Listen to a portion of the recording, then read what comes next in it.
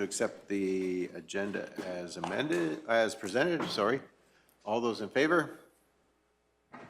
And that is carried unanimous. You have the minutes from the June 20th Committee of the Whole meeting that were pre-circulated. Are there any errors or omissions? If not,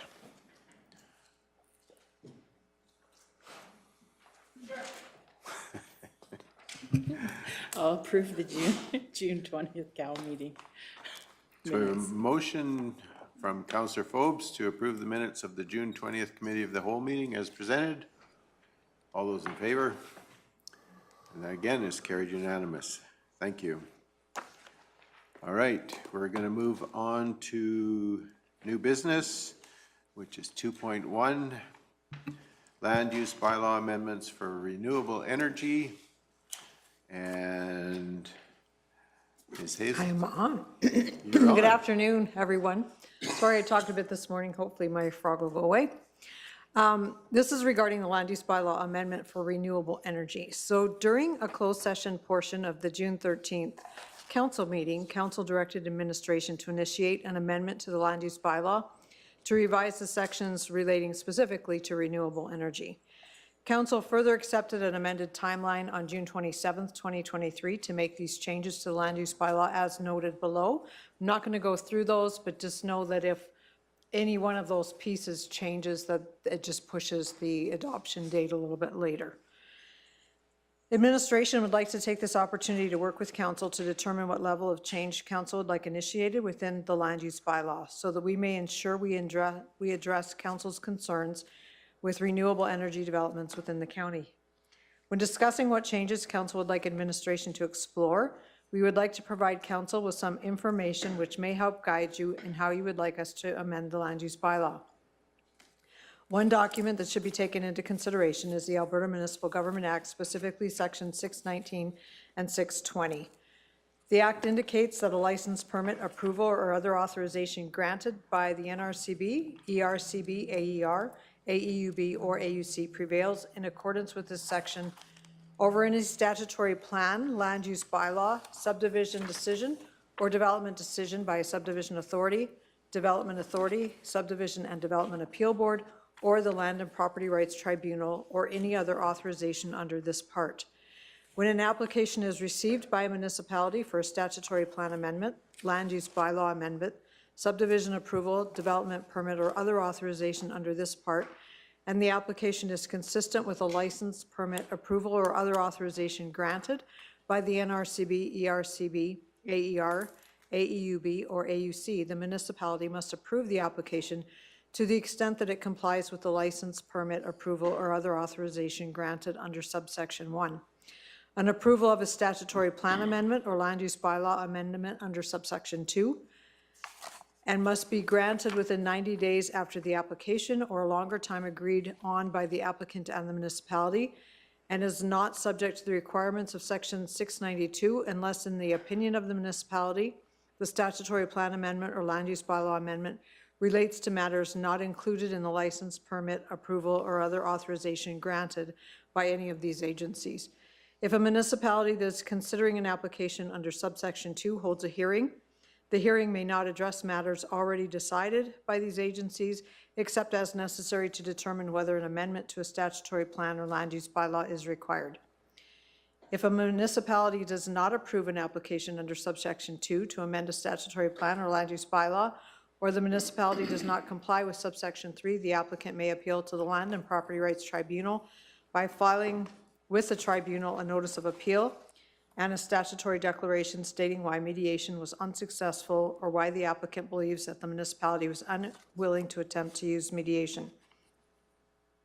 The Land and Property Rights Tribunal, in hearing an appeal under subsection 6, may only hear matters relating to whether the proposed statutory plan or land use bylaw amendment is consistent with the license, permit, approval, or other authorization granted under subsection 1.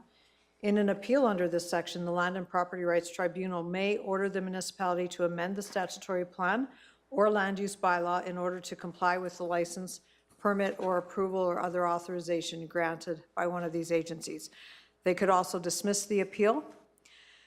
Administration has benchmarked multiple municipalities in order to provide council with possible options to consider. These communities have specifically addressed their concerns as it pertains to renewable energy within their community. We are aware of only one challenge to these changes, which center around denial of an application due to land classification. This is, that was with Willow Creek. 3 of these communities specifically have made changes to their bylaw that are easily understood and might also be better aligned with council's needs. These communities include Parkland County, the MD of Willow Creek, and Lethbridge County. On July 25th, 2023, administration will provide council with proposed changes and risks associated to the proposed options from the direction they receive from council today. So we're just looking for your direction. We have included a package of information from other municipalities, as well as we have also provided a soil classification map for you. And just for information's sake, I thought I would give you the percentages of each of those land classifications. So overall acres in Kneehill County is 845,045 acres. For soil class level 1, CLI 1, the percentage of land that is 20.5%. CLI 2 is 20%. CLI 3 is 33.6%. CLI 4 is 8%. CLI 5 is 8.5. 6 is 3.9. 7 is 5. And 8 is 0.5. So it gives you a bit of a breakdown of the amount of lands that fall into each one of those categories, as if you are doing any of the math, 1 to 3 gives you about 75% of our municipalities' lands fall within those 3 categories.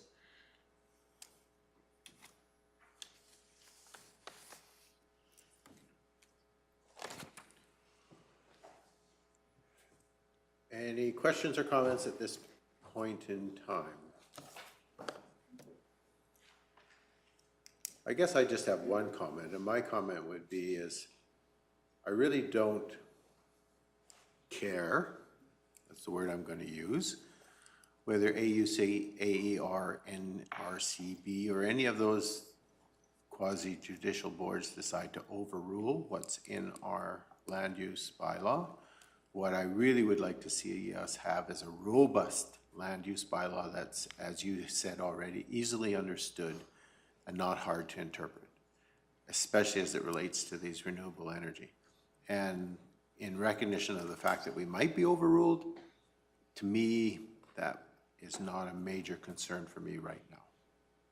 And so I'm not speaking for the rest of council, but for myself personally, I recognize there's a risk to us that they're going to come back and say, no, we are going to set aside yours, but they have asked us to be specific about what it is that we want. They have asked us to present what we think is important and necessary to us. So I think that's what we need to do. We need to outline what we believe is important and necessary. And then if they choose to say, well, too bad, it's in the public interest that we do something different than that, then they're accountable for that, not us. And so to me, that's the important part, is that we set ourselves up so that we are easily understood, that it's clear what it is that we want, and then we let those boards and decision-making bodies decide how they're going to apply what they want to do over top of what we want. So, just my comment. Councillor McGee. 100% exactly correct, thank you.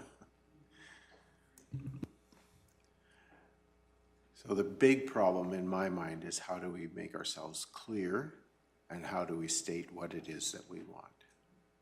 And that's why we're here today. So I guess that's my preamble comment to free-for-all with the rest of council. and of course with our administrative staff. So. Councillor Penner. I'm just going to add to it, and my number one thing is the classification of land. The top 3, that's my most important, or to hit home, that not beyond those 3 classifications of land. Turn on your microphone, please. That classification is done by the province. Like, they know what we have.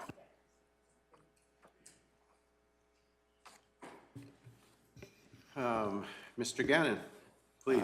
Thank you, through the chair. I just want to bring up part of the conversation through our economic development lens, is that if we look at 75% of our land mass of whatever changes we want to do, we want to ensure whatever changes definitely do not prevent opportunities within the community and other aspects, but there are different limiting factors that can be explored. For example, size of development, location of development, things that can be justified depending on your determination. However, if we discount class 1, 2, and 3 completely, you are in essence putting a resemblance out that you potentially are not development friendly, which could reduce the availability of other development that is commercial, industrial, or otherwise.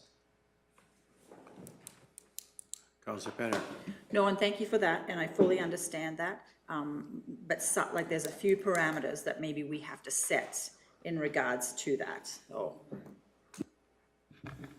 And Councilor Cunningham. So I 100% agree with the economic development portion. My question always will be is what is that business bringing to Kneehill County? Are they providing jobs? Are they staying here permanently? Are the people going to be buying homes here? Are they using our schools? So I think, like you say, it's not just one blanket statement, but I want to see what that developer is bringing to the community going forward. Mr. Hogan, you had a comment? Yeah, through Mr. Chair. One of the things that I think we've kind of segued into it here, so I wanted to portray to council, is the discussion that you're about to have. One of the roles that we see as administration in that is, as you're going down a road or exploring an idea, we're going to come forward and say, okay, here's a possible ramification, like Mr. Gannon just did, or here's a concern that we have with that. What I want to make sure that council's clear on is that we're not doing that in the spirit of wanting to oppose any of this or anything like that, but we're doing that in the spirit of your advisors saying that if this other thing might need to happen, or we could be opening up to this risk or that sort of stuff. So as you go through the discussion and you explore your ideas, we'll bring up some of those concerns, but I want to make it clear to council. Because I can see with some of this stuff, there's the potential that it could be viewed that we're possibly arguing with you. We're not. So just wanted to make that spirit from admin side clear that as you go down different roads, we'll bring up things like this to enter into your consideration, where if there's going to present a challenge, even not necessarily legally, but one of the ones we see as an example, regardless of to a bunch of options, is if our land use bylaw and the MGA say different things, how we treat a development, that does put our planning staff in a bit of an awkward spot because they have now competing legislation that they have to go through. And we'll bring points like that up, right? And I just want to confirm or ensure that council's aware. We're not doing that to argue or do anything like that. We're just doing that to make you aware of them as you have your discussions. We know what the ramifications are. Reeve Whitstock. Appreciate that. Mr. Hogan, I don't want to, I'm not saying I'm going to be the devil's advocate here, but if we're going to limit development on class 1, 2, 3, possibly 4 lands to green energy, how are we going to defend putting acreages or subdivisions on class 1, 2, 3, 4 lands? Is it all going to be treated the same, or is there, I don't know how you're going to justify that you can put an acreage or subdivision on that land, but you're not allowed to put green energy or whatever the stipulation here is. So that's just a question that I have. Councilor Cunningham, and then I'll go back to you, Mr. Gannon. So I appreciate those comments, Reeve Woodstock. I'm very aware of the fact that I own a business that is on agriculture land. I don't know what the soil classification was at the time. But to your point, I think what we're looking at is, whether it's an acreage parcel or a business, we're looking at maybe 1 to 2, maybe 4 acres, as opposed to 160, 320, 4 quarters. So I think there's a little bit of a difference there. Like, we're kind of looking on the amount as opposed, like, it's quite a difference to me to 4 acres versus 4 quarters. Okay, Reeve Wistock. And I would totally agree on a solar development.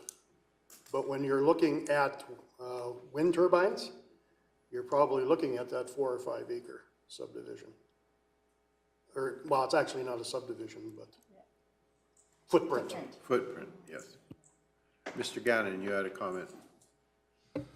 Thank you. Just to add to the conversation is that one of the factors that we felt that could be a justifiable means of understanding is limiting the size of the type of developments that you're looking at, but with the justification cause of why.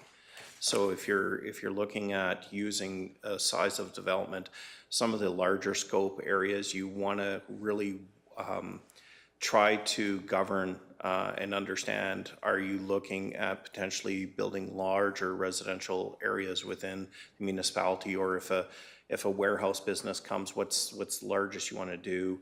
You know, really understand your scope of projects and your development within your region. That might actually narrow the scope of what type of development or the degree of development you want per section, or however you may want to pertain it. But I definitely agree that the size is definitely one determining factor that could be used. Okay, I'll go to Councillor McGee and then Councillor Christie. Ladies So first. that brought questions that came to my mind when I was thinking through this. We are saying that we want to be an ag-first region. So could it be that, my personal opinion is, I don't care what the industry is, at class 1 and 2 at minimum, there is no industry there. So anything larger than 4 acres, unless it's ag enhancement. So I used the example of the greenhouse. I believe that's ag land used still to produce food, which is still in cohesiveness of what we want to be as an economic development area. And so can that be depicted in such a classification as that? So I don't want Amazon to build a warehouse on class 1 or 2. Do not. For me, it's the same, whether it's a solar farm or whether it's whatever. But yet, yes, Jerry, I really want the family farmer to be able to set up their son on another subdivision on their land if they want to, so. Okay, thank you for that. Councillor Christie? We're talking about residential, what about ag development, and how big should a feedlot be? Because that's predominantly in good farmland, has a huge impact on the land around it. Like there's huge traffic and production and stuff that goes with it that this solar energy doesn't have, but it has a huge impact in the property around it, both value and production.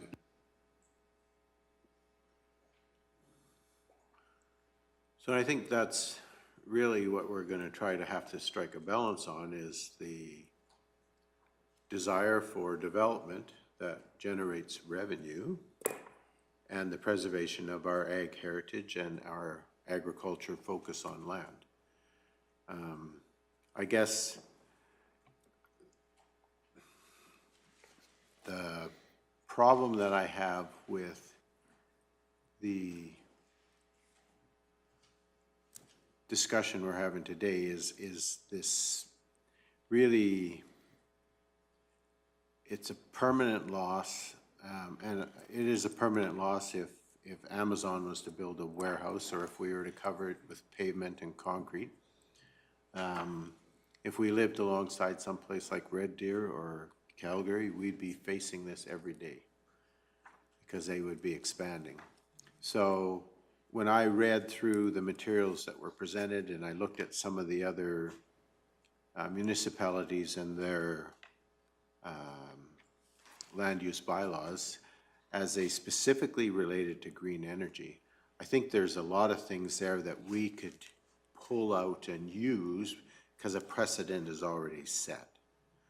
And then I think we could have conversation around Do we want to say there's a limit to a size or scope of a specific type of project?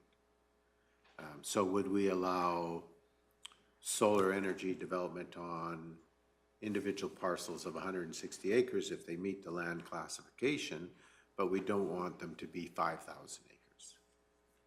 And so at what level are we going to say enough is enough, or that's excessive and we don't want to see the loss of that land?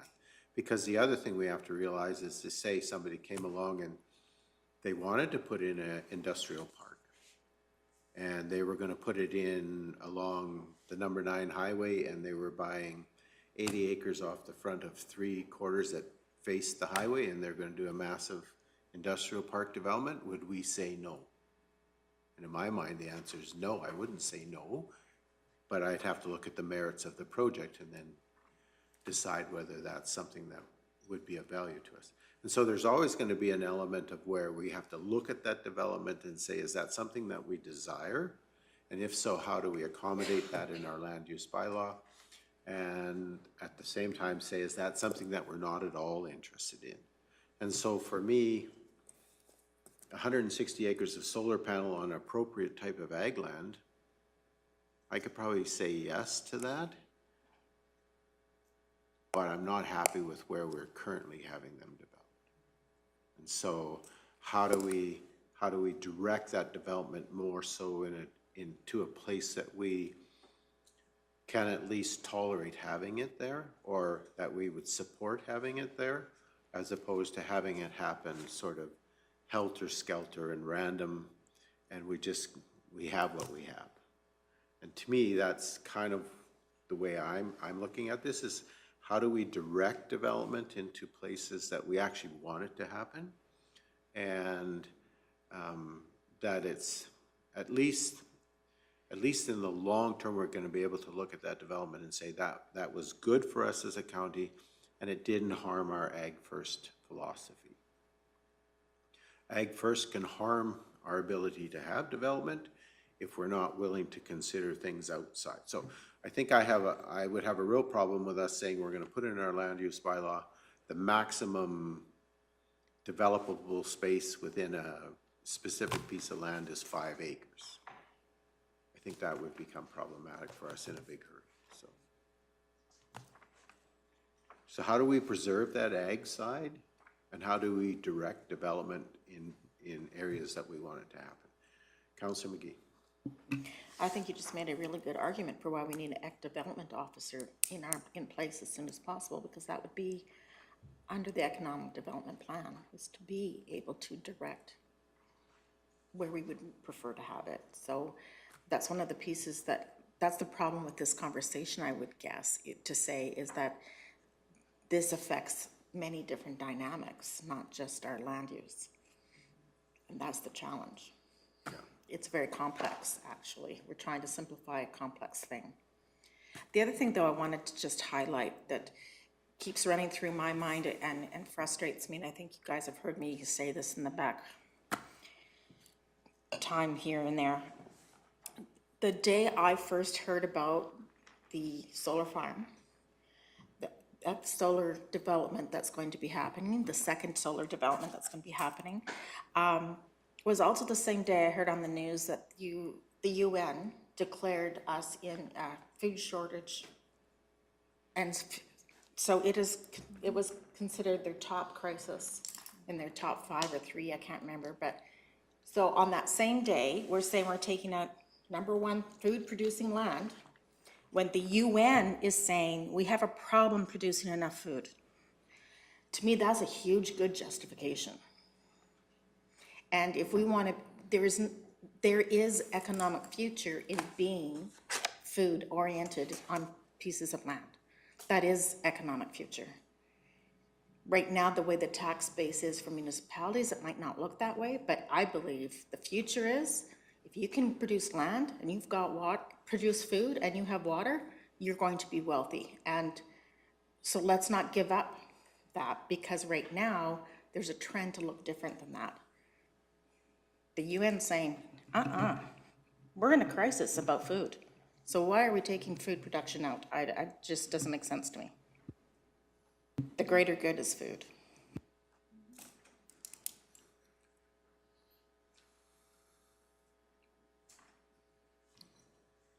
Okay, so where do we go? Thanks for the Counselor soapbox. Cunningham. I'm not sure how we're formatting this, but I don't know if it would be helpful if we're gonna do, like, if we're gonna work through solar and then wind or vice versa, but I would like to see where we currently stand. Like, if we could go through that, like what's in our land use bylaw currently, so we're able to kind of compare and contrast to the other municipalities. Yeah. Yeah, we do have it, but, so perhaps then, like I noticed in a lot of the provided land use bylaws to us that they had sort of ratings on this size of the development. So like if it was a home-based or a roof-based system is one thing, and then there was commercial solar development. And then there was different rules or different regulation that applied depending on whether you're putting it on the roof of your barn or whether you're covering a quarter section of land.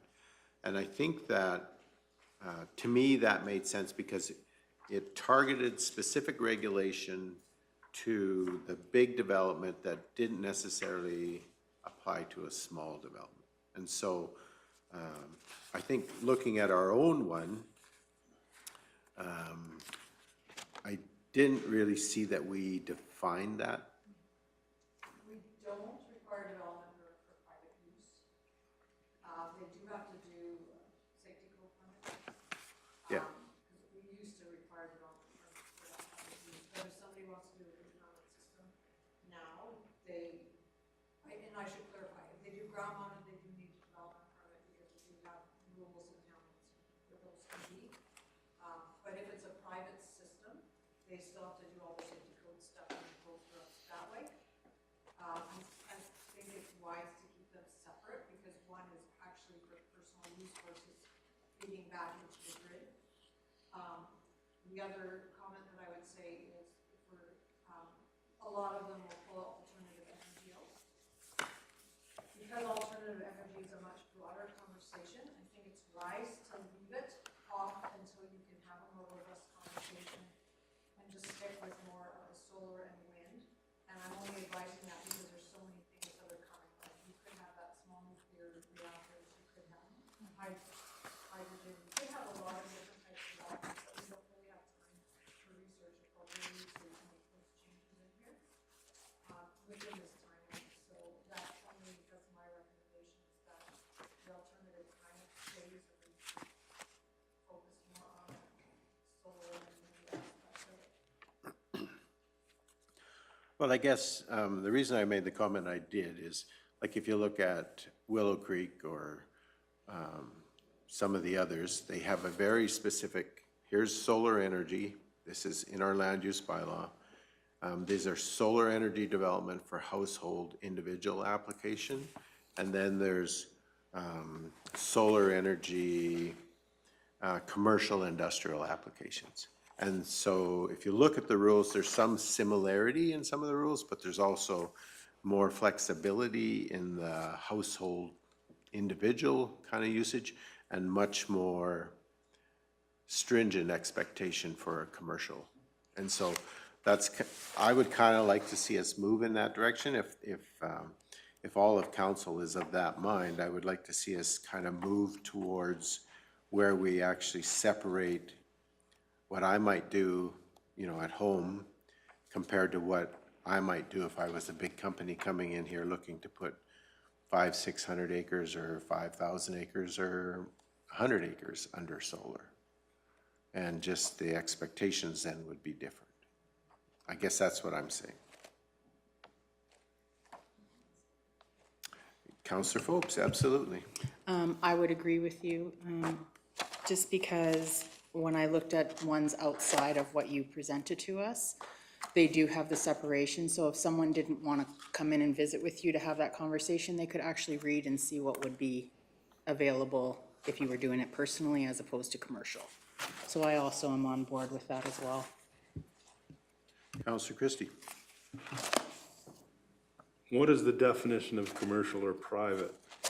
My concern is we're involved in a focus group with our commercial bank right now where they're recommending investing into private or commercial power in our yard that would sell much power back to the grid, which makes it commercial, but at what level? At 70% funded by grant money right now. So it's really not viable today, but what's it gonna be 10 years from now? What's power rate's gonna be? Then it's viable. And how big is that? Where do you make that differential between private and commercial? Because as soon as I sell it to the grid, I'm commercial. That's how you have to do it in your definitions, and it needs to be very clear where you guys have drawn that line. The concern I have is this caught us out of left field by our financial institution saying, you're missing an opportunity here if you don't get involved. That's scary. And it's federal money that's funding that. Well, the truth of the matter, the projects that we're getting here right now, it's federal money that's pushing them. And they are not viable without that federal money. And so when you see our federal government directing millions of dollars into alternative energy development, and they're not fixing existing infrastructure, it drives me absolutely bonkers. But what they're doing is they're making what are non-viable enterprises viable by financing their construction.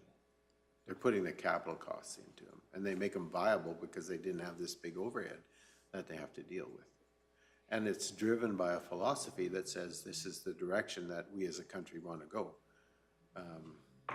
And be that as it may, I know in the materials I read, there was definitions of what a commercial or utility scale type development was, and how many panels were involved in that type of a development. And so I think that we can create definitions that do allow for the home or the farm use and possibly selling into the grid, but would restrict the number of panels that are available for them to have within those, without them having to be considered a commercial development like 160 acres would be. Mr. Gannon. Thank you. As you can see on page 19 of the package, one of the organizations that we benchmarked actually have done that separation for definitions of alternative renewable energy, commercial, industrial, and alternative renewable energy individual.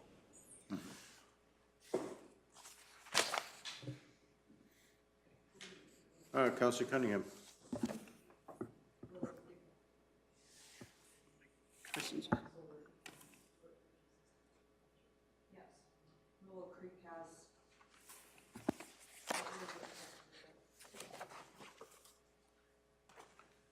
Yeah, they had a good solid amount of definitions in their material as well. Split out, sorry. Theirs is a lot more user-friendly with how it's split out and defined. Yep. Like, I did like, sorry, I'm just gonna speak. Is that Go okay? ahead, Sorry. go ahead, Councillor Penny. The Lethbridge County, when it went to the individual, it said, and is primarily utilized on site for the solar consumption, which might, if the time comes and you can go back into the grid, that wording, that's how I interpreted that wording, that it's primarily for the individual, but if for some reason the whole thing changes or there's a change, then there is an opportunity for you to supply to the grid. Yeah.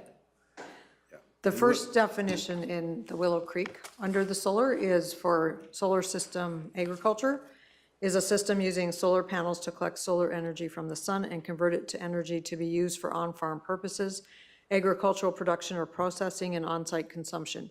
These energy systems are connected to the power grid and may augment the grid from time to time. So it's a little more general. It doesn't say a percentage one way or the other, but typically you're not going to find those to be as large, like there, it's not going to be a quarter section of panels to augment the farm. Councillor Cunningham. So I'm just curious with the Foothills County information they provided, was that the stuff, is that very current? Because I know I had a discussion with the Reeve, and they're going through a very robust discussion on this exact topic right now. And so they have a template out, and she said, feel free, look at it, pick at it, take what you want. So they do have it very well outlined. It was on their I think it was June 28th council meeting. I'd have to double check that, but they do as well speak very clearly to the personal, private, and commercial. One comment that they did make, AUC now allows for some grid exchange on private and personal use systems. So we recommend removal of the last section. So they've taken out a little bit of the distribution and sale for offsite. So they're very up to date on stuff. So I encourage anybody, if the one that's provided is not part of their robust. This is discussion. what's existing, adopted, Okay. so, yeah. So my recommendation would be if people get a chance, I can provide it to you, but, or you can watch their meeting. It's actually very good. So they're having this exact discussion right now. So a lot of the legwork to me has already been done through Foothills County. And we know that they've gone through a hearing recently. So I think they're very up to date on their information.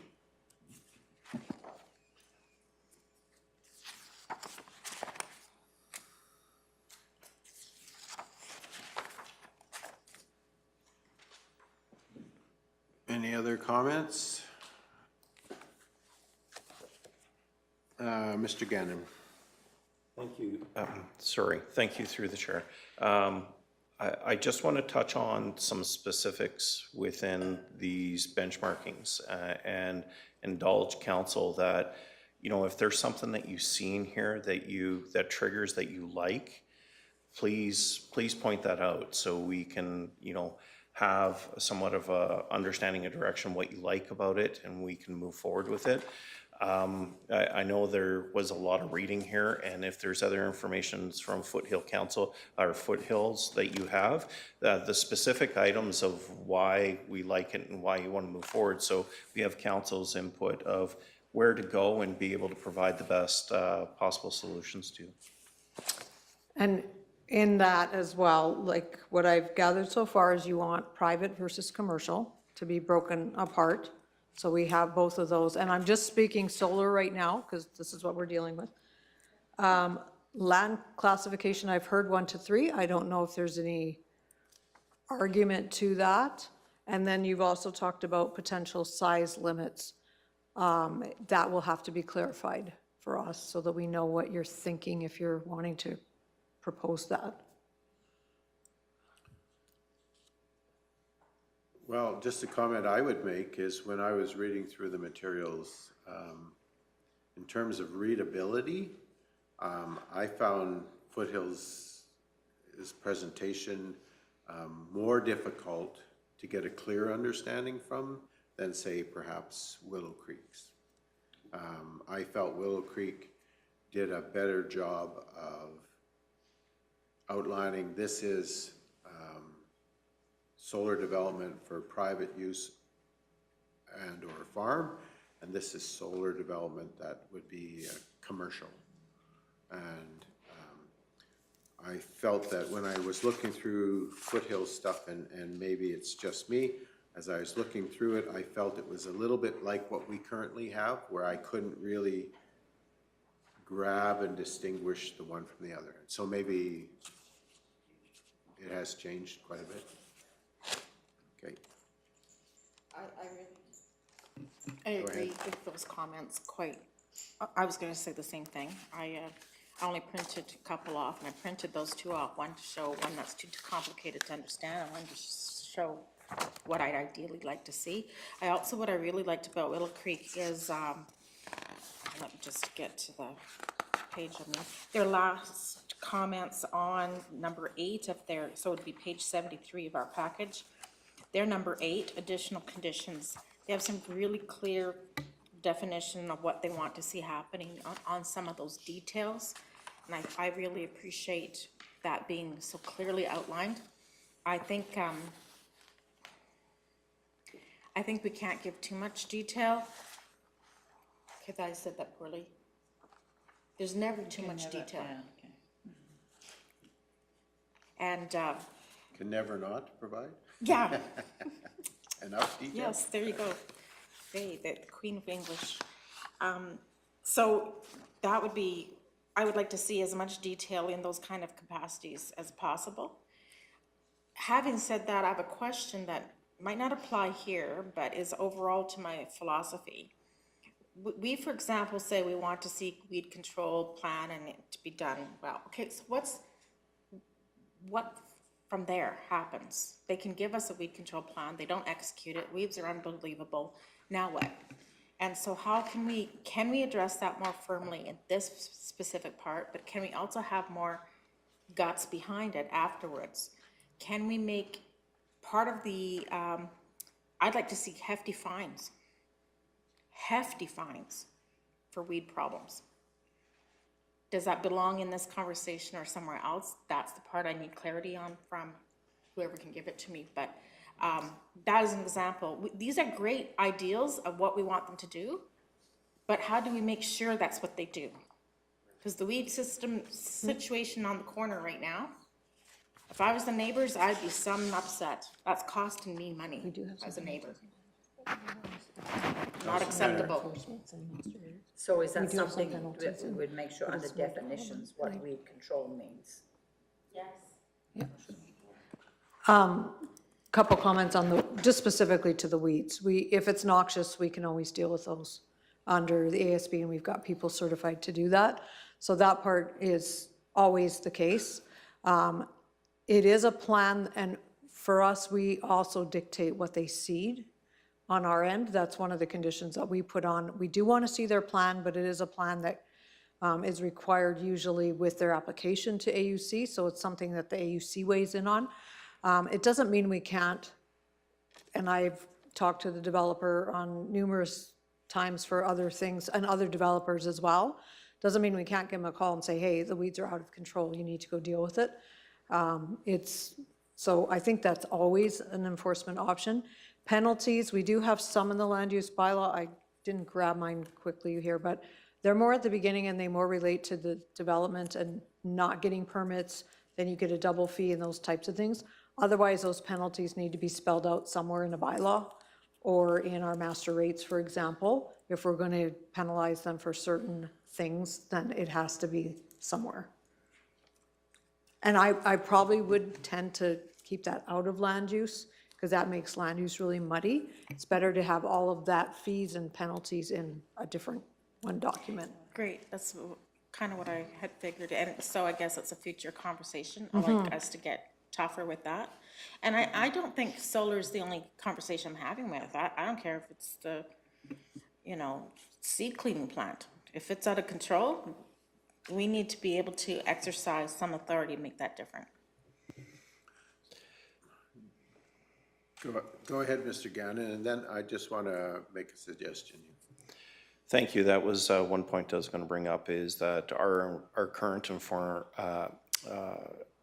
current practice for compliance is education and moving forward with proactiveness of trying to get people to comply.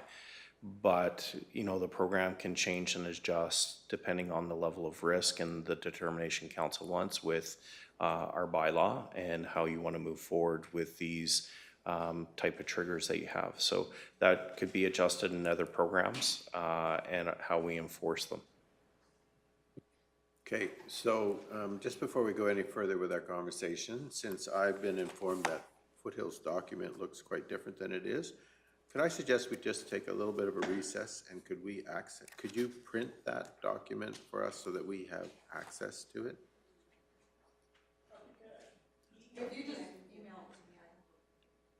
And the reason that I'm saying that is this way we're all singing from the same song sheet and the words are going to match, right? I just want the solar and the wind portions of it. Whether it's 20 pages or whatever it is, I would like to see it because then we know what Foothills is talking about and how it compares to something like Willow Creek's. And I think that one thing I like about what we currently have or what Barb has presented to us in the package here is it is municipalities that have this already in their land use bylaws and it's sort of been road tested. And so that gives me a level of comfort to say, if we had something similar to that in ours, it's probably got a certain amount of life to it, a certain amount of durability. But I think I'm going to suggest that we take a bit of a recess here and print that so that it's in front of all of us. So,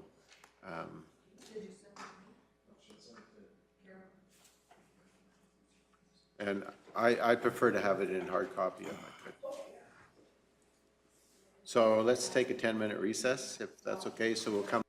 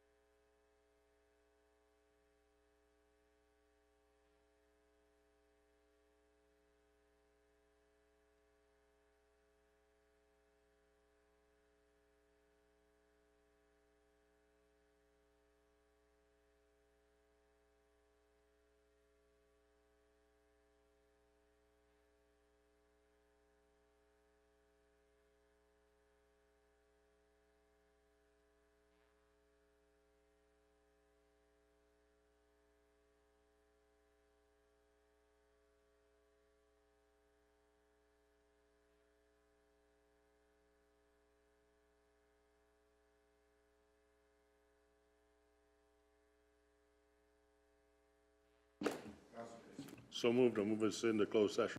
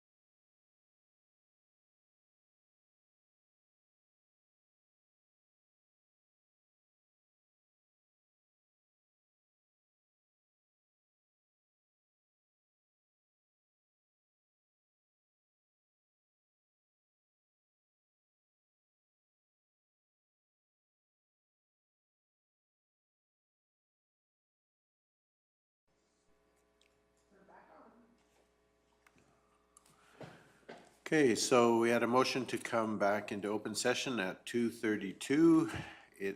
We recessed to allow the return of the gallery and the public, and it's now 2:33. And I am going to call the meeting back to order. So to facilitate the process, I'm going to suggest at this point that we pick a template which we're going to work off in moving forward in our discussion. And so basically, what we're looking for is a document that we're going to go through, walk through, and we're either going to add or subtract things that we feel are of importance to us here in Kneehill County, and then use that base template as the document for our planning people to begin with. So are there any suggestions from the group here as to which template we would like to use?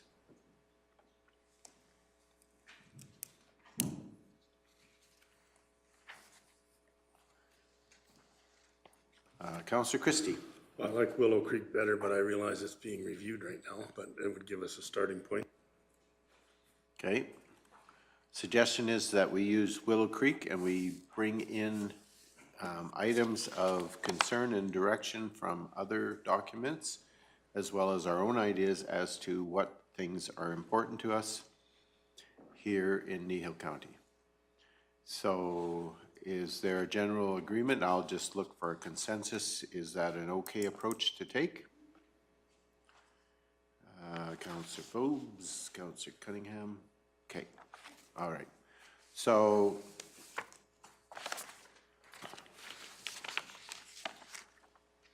this may be fast, this may be slow.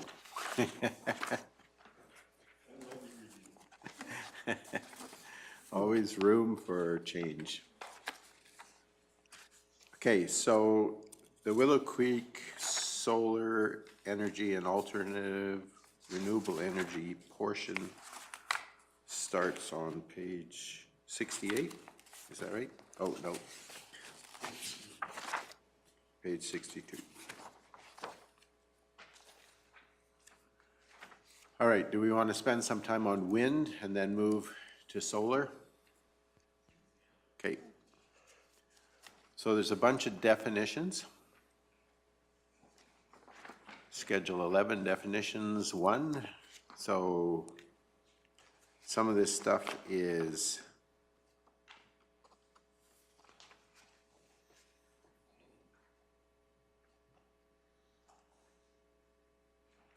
so in their definitions within Willow Creek, they have several categories of wind developments, and then they have a number of requirements for each of those categories. So the categories that they have within their definition: small-scale wind energy conversion system, a wind energy conversion system less than 6.1 meters, 20 feet in height, consisting of a single structure with the capacity to generate electricity only for the property owner's use on the site in which it's located and not supplying power to the grid. That's number 1. Wind energy conversion system category 2, a wind energy conversion system of one or more structures designed primarily for the property owner's use but capable of producing excess power supplying the provincial grid. And then wind energy category 3, a wind energy conversion system of one or more structures designed to convert wind energy into mechanical or electrical energy on one or more parcels of land for commercial purposes. Are we okay with those definitions?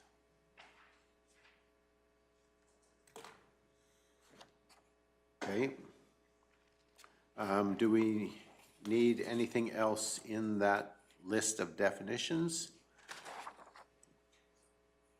If not, if we go to the next page, it then tells you information requirements.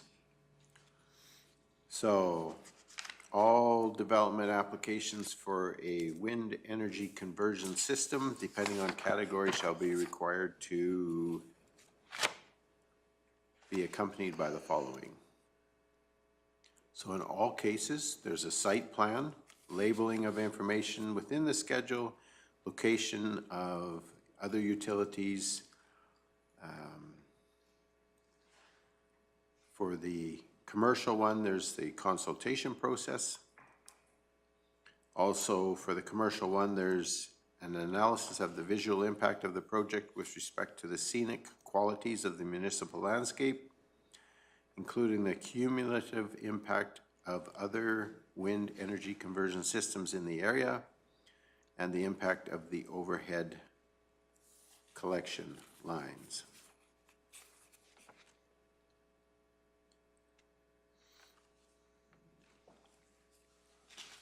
And I don't know if we have anywhere in our land use bylaw where it talks about dark sky.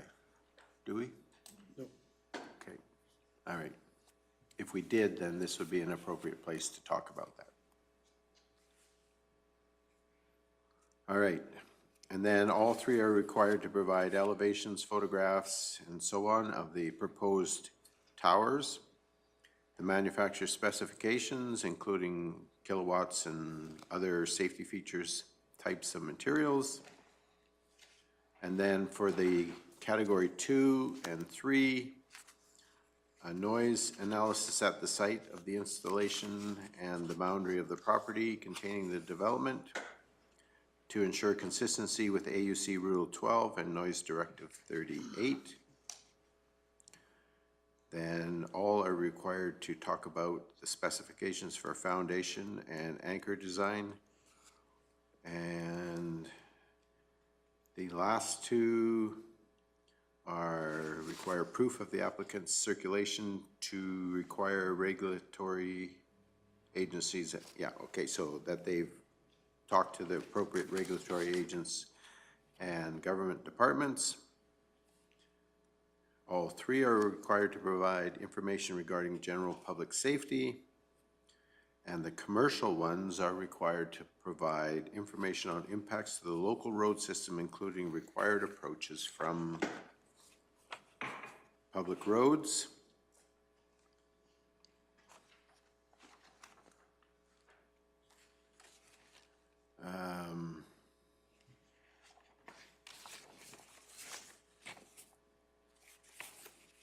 I just have a question there. Is that where we would want to talk about road use agreement with Kneehill County?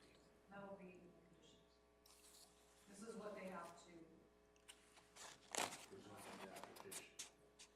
Yeah, and this is information they provide in the application, and they would give us the roads they're gonna utilize and the approaches, so they're gonna give us the upfront. But in the conditions, we're gonna be working with transportation to tell them what they want to do and whether or not we want to take some security or damages. That would be part of that condition on the application.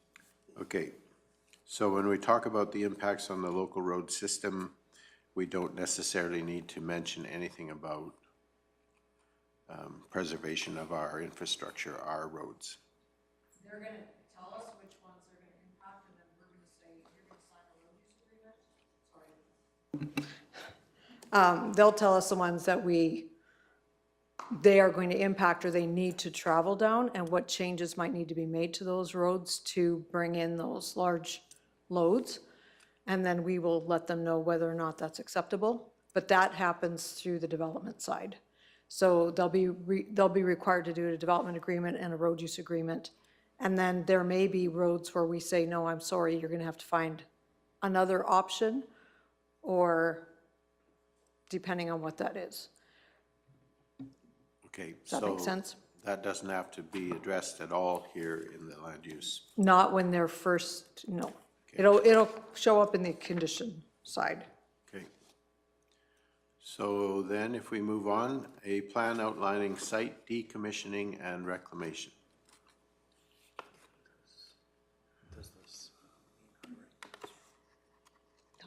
And that is required for the category 3 or the commercial ones? Can I just go back a little bit? Yeah, go ahead. Can I just go back a little bit into information required under C, an analysis of the visual impact of the project. In respect to the scenic quality, do we have to say within so many kilometers of the proposed site, or put more detail? Like, just reading through some of the other ones, they have more detail on it. And from each accessible residence within 2 kilometers of the commercial one, like, should there be more detail? Okay, It's okay. We can repeat it.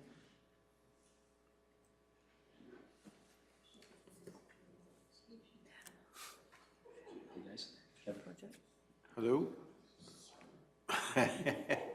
It's all good. I just wondered, under C, on the visual impact of a project, does it need to have, request more detailed information? Like, in some of them, it says, you know, For example, give us an example. for an Dan. example, and this is actually Provost's, but no further than 5 kilometers away, each accessible residence within 2 kilometers. But like, what does it mean, like C, to you, when you read that? What, on the visual impact of the project with respect to the scenic qualities of the I guess municipal it depends on landscape? the time of day. Is it night or is it light? That's the thing I don't know. Because I know at night you can see those flashing lights a hell of a long ways away.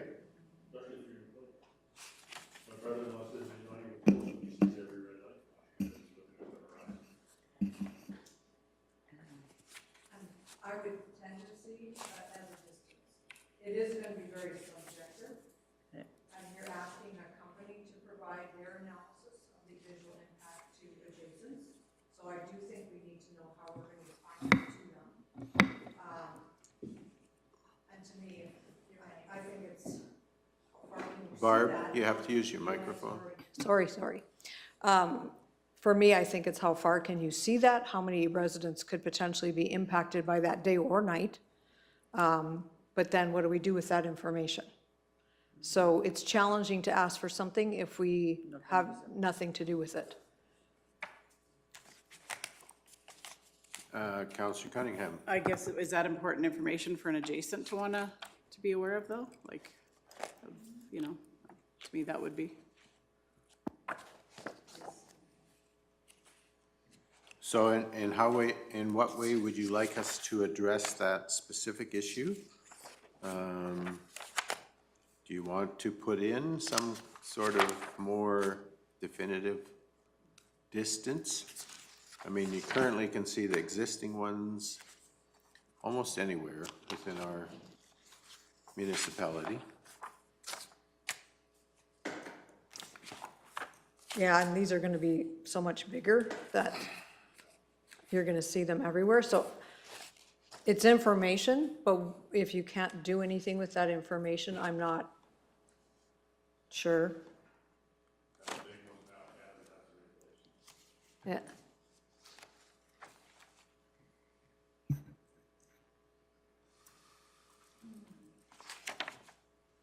So Councillor Penner, you raised the question. Is there a specific direction you'd like to give to that?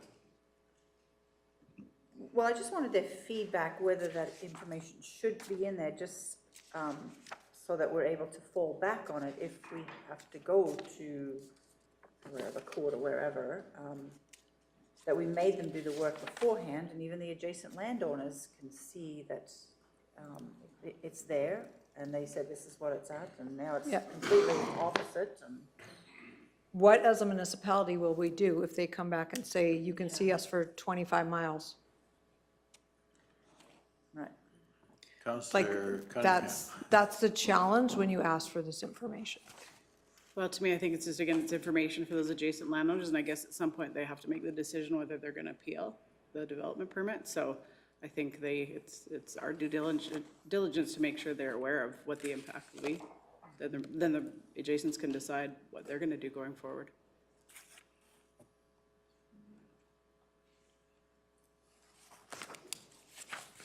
Is there Go ahead, Reeve Woodstock. are there any regulations out there that anybody's aware of on the color of the, Yes. they have to be white? Well, they're done through NAV Canada, so anything that's that height, NAV Canada Yeah, that would be the deals flashing with the light. lighting of them. Yeah. So the color Well, for towers, the colors are under NAV Canada as well, so they're banded according to the height of the tower. And so depending on the height, depends on the Okay, so the bands. colors are regulated by NAV The colors Canada. are regulated for towers, so wind towers are probably, I mean, they all have to be regulated a bit under NAV Canada, so, So having lollipops out there is not gonna happen. no. Okay. But you are seeing a lot of people saying the matte white, they don't want reflective finishing and stuff. I don't think it's harmful to put that in there, but we do need to know that there is other legislation that probably dictates Or supersedes ours. how they look and the lighting and all those types of things, what they're required to do. Okay, thanks. that did refer to the color. Yeah, they have a matte, yeah, matte white. Yeah, So, no advertising, yeah. No Whitstock Farms across those, Spinning at 100 miles an hour. yeah. okay, so do we want to have something like that in there? Do we want to specify? What's that? That would belong under item six. No, Yeah. but what I'm saying is within our directory for a commercial power development, do we want, or for any of them, do we want to specify that they have to be, you know, they can't be a lollipop, they have to be, you know, an acceptable color, which is probably white, and they have to be non-reflective and all those kind of things. So it can't be a high gloss finish with mirrors. Go ahead, Mr. Gannon. Thank you through the chair. I just wanted to advise that Transport Canada under section 621, they actually have the governance on exactly how they need to be marked, the colors, the painted requirements within the turbines, and the light markings and the locations of it. So it has been regulated to a point of what that standard should be. Okay, but does it hurt to have that in our own bylaw? I don't think so. No, It's not under at all. 6 in this one, so we would leave it under that section. My recommendation would be that we say that it must align with Transport Canada, that if that standard does change, that we're still aligned with that, unless you choose a different standard. And then we just amend it once we're aware. Okay, because it's sort of it is stated in here, then within this, Yep, yep, so we'll leave it there and that's good. Everybody's good with that? All right, so we were at K. A plan outlining site decommissioning and reclamation, required for category 3, the commercial ones, we're good with that. Councillor Christie. I'd like to see some kind of a funding connection to that. Like, if you put my concern long-term is if you put a $1 million bond 35 years ago, or 35 years in the future, what will that buy? Like, the decommissioning of anything will cost. How are they gonna fund that if they're, can we put that in the application, or does that have to be, don't it's know? usually part of the development agreement, would be something. This becomes the challenge because you have different people applying, and then they sell it to a company that actually does the construction. So we've learned that the hard way. If the development agreement is done with the applicant versus the person buying it, you have to make sure that there's appropriate wording, that that development agreement transfers to that new party. So that's where that would land, is that security, and that would be something that would be discussed at the Municipal Planning Commission. We would have to determine as a council whether that's something that we wanted to take on. Exactly, and then I would suspect it would be healthy to have a policy, so it's not just reaching from the sky for a number every time, that there's some consistency with how that's evaluated. Cost of development times 1. So if it costs them $60 million to develop it, it should cost them $60 million to take it away. We'll take that up front. Sorry. There's my Christmas wish list.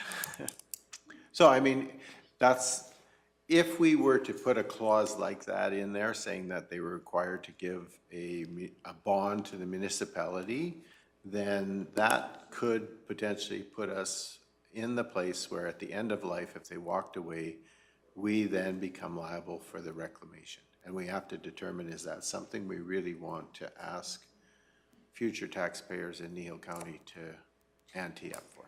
If we have a bond, I agree with Councillor Christie, if that bond's completely within our control, we can invest it and increase it over time, that's one thing. Try to keep up with inflation and costs of remediation and construction, et cetera, et cetera. Very difficult to predict what that might look like in the future. The other thing with bonds in particular, and we also were made aware of this through law courses, is they are not the ideal form of security because they are considered an asset. So if a company goes bankrupt, they can take that bond as one of the assets of that company. So we have to come up with other methods that would be a better opportunity. So letter of credit, but again, even those, they have to be renewable, and to do that over a 30-year period is not ideal. So there are some conversations that would have to be had as to what's a viable form of security that you could take over that period of time that would not create challenges if there was a default on that project. Okay, Reeve Woodstock. I think another problem we might have too is that most of these will be sited on private land. So our responsibility to reclaim on someone else's land, I'm not exactly sure whether that's even acceptable. But I think it's up to the landowner to make sure that there's a reclamation process involved. But what it is, I think Deputy Reeve King is right.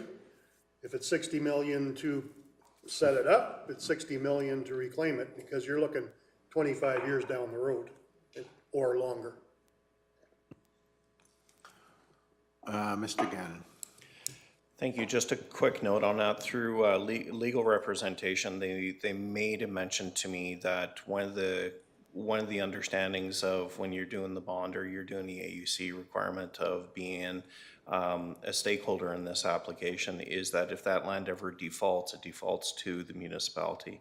So that's where our ability to understand our portion of this and our responsibility and that liability portion. So I guess the question that we have to answer, is it enough that we have a plan outlining their decommissioning and reclamation? Is that enough for us in this document, or do we need more than that? And if we need more, then what is more? What are we asking for? And I guess the big question becomes, we know who technically is responsible to be doing that currently, and that's Alberta Environment, but if they're not, then who is? And do we want that to be us? Councillor McGee. I would like to suggest that for the conversation of where we have this limited time belief of what we're doing here, that's good enough for now, with the understanding that when we look at this, that we would like to have information provided to us and how it could be expanded and what needs to be there. So it should be, it needs to be defined a little bit, I would think. But I think that's a very big piece that should have a little bit more time than what we want to see some changes done for immediate future. So for now, I think it would be fine. Okay. Councillor Cunningham. Are we aware what other municipalities are doing, or are they asking for any letters of credit or bonds, or do we know that? I'm not aware. Okay, something I'd like to look into. So perhaps as Councillor Cunningham and Councillor McGee have suggested, that may be something that, we might want to get an idea of what other municipalities are doing in that area. And it sounds like we've had some conversation with our legal. Perhaps we need to get a better clarification for us as council what the legal obligation might be. Go ahead, Councillor Cunningham. So I'm just not as clear with wind, so is Alberta Environment asking them for a detailed plan, and they are not asking for any bond through Alberta Environment, is that correct? So I'm not misconstrued or misunderstood in any way, shape, or form. From what I understand is Alberta Environment has been given the responsibility for green energy reclamation and decommissioning and the bonding requirements that might be there. And also, from what I understand in conversation with a number of people, they are not, currently have not been doing that. And that's my, okay? Councillor McGee. I also wanted to bring attention, I didn't print off the one for the wind, but in the solar one from the Foothills County land use, they do a good job of some of what I'd like to see under the decommissioning and reclamation. It's a separate section. It would be page 17 of our package. Item 18.34.6.7.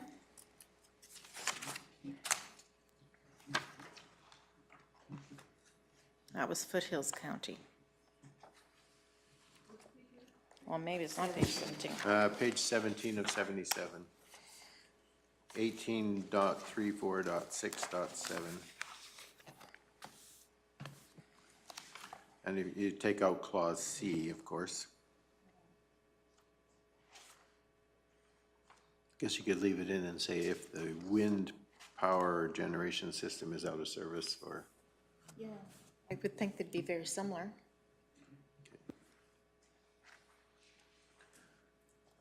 Just fleshes out the reclamation decommissioning a bit more.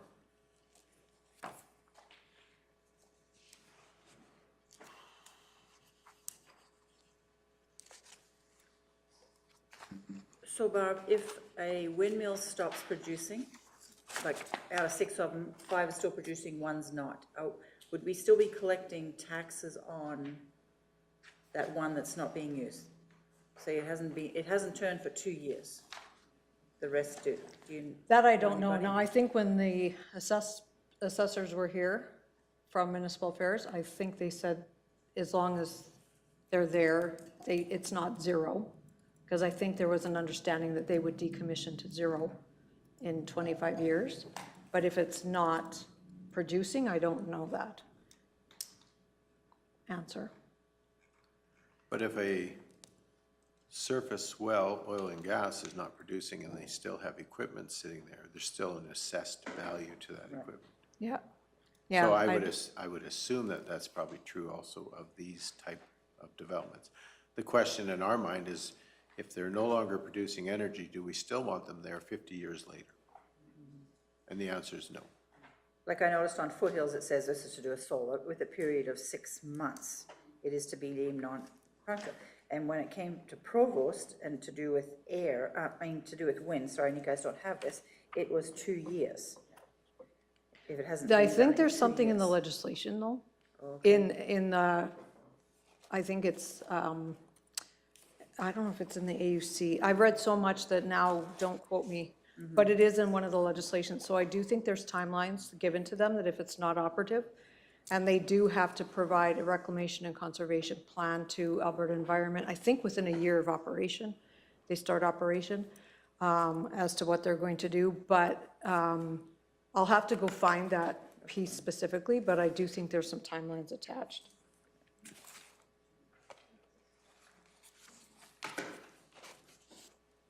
Okay, so do we want to move forward? We're good there to this point?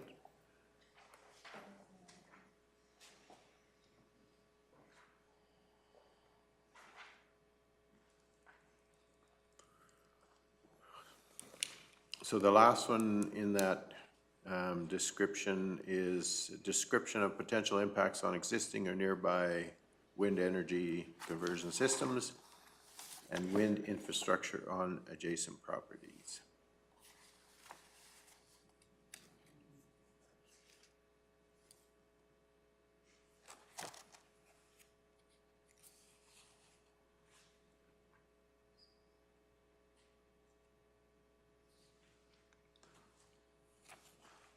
Like I know, if you go back to the decommissioning part of it, I mean, Lethbridge had this whole long spiel about a decommissioning plan and, you know, containment of hazardous waste and a whole bunch of things within their bylaw that outlined more.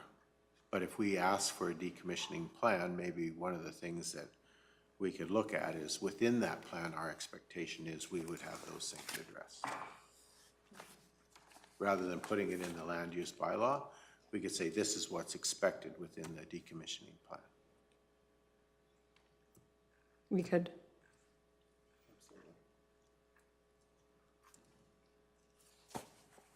Okay. Prior to making a decision on development, do we want to do the referral thing to all of those necessary bodies?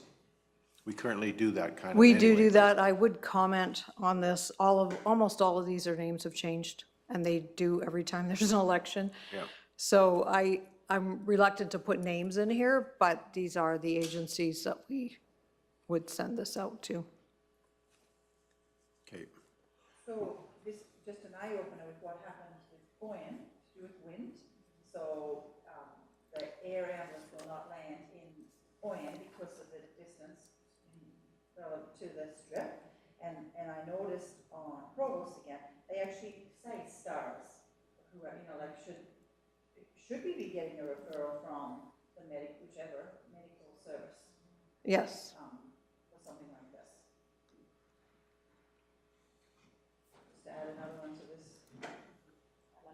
Because not everything STARS does is by rotary craft. And They I don't do. think we can put stars, because we don't know if Yeah. stars is busy, and it could be another one of the ones coming, it's just medical. And emergency services.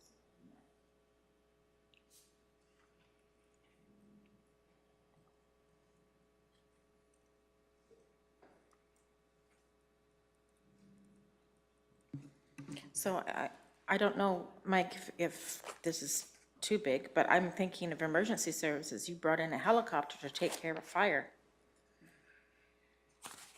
Like, how do we, what if there was a wind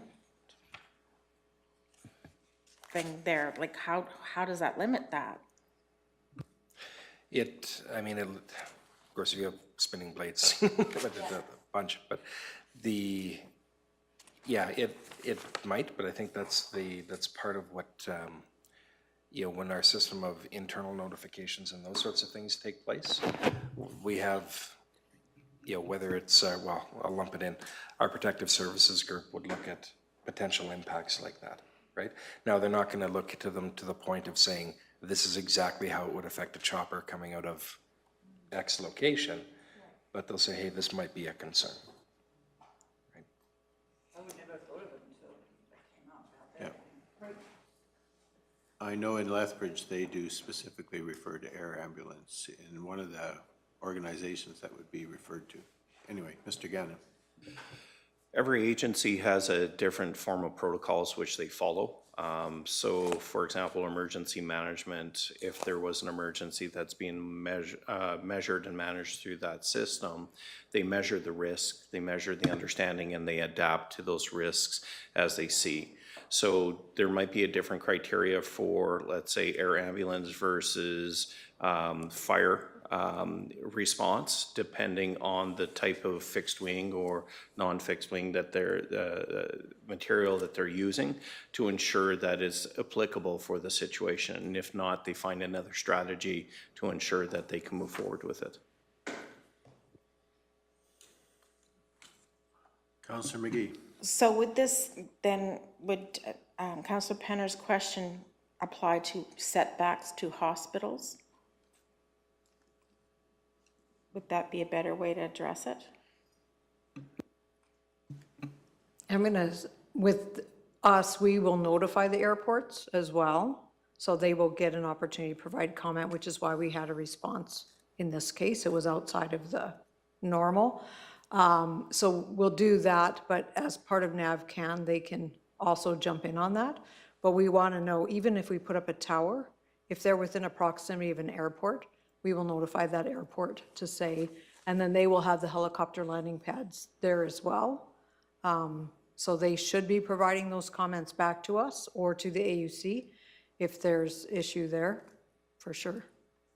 Or could we just put in our, and I don't know if it's appropriate or not, like I think about, for instance, there's the grass strip at Linden, and I know there's a number of ag producers that have grass strips around our county.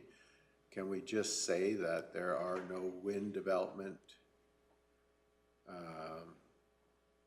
towers on any flight path to any of the existing airstrips within Kneehill County? So whether you're coming at it from northeast, southwest, whichever direction that runway is, there should be, like at Linden, for instance, there should be nothing north of it and nothing south of it. Three Hills, nothing to the southeast and nothing to the northwest, within a very reasonable long distance. I know of individual producers have their own grass strips and they run in multiple directions. So if they are in existence within a certain distance of one of these, do we just say there will be no towers on those flight paths for a mile or whatever the appropriate distance that might be? I think towers, they look for 6 kilometers. And that's where they'll do an area look to see if it's within 6 kilometers, then they might have comments. See, like, So- I'm just thinking of the one that's being proposed for the hills, the wind one. I don't know that they took into consideration, for instance, Ron Armstrong's grass strip. If he was still flying, he would be out of business the day they put up the first tower. Are they registered through NavCan? Doesn't matter. What I'm saying is if there's an existing air runway in Kneehill County, whether it's a private runway registered with Nav Canada or whomever, if it's existing and someone's using it, there should be absolutely no way they can impede access to that runway.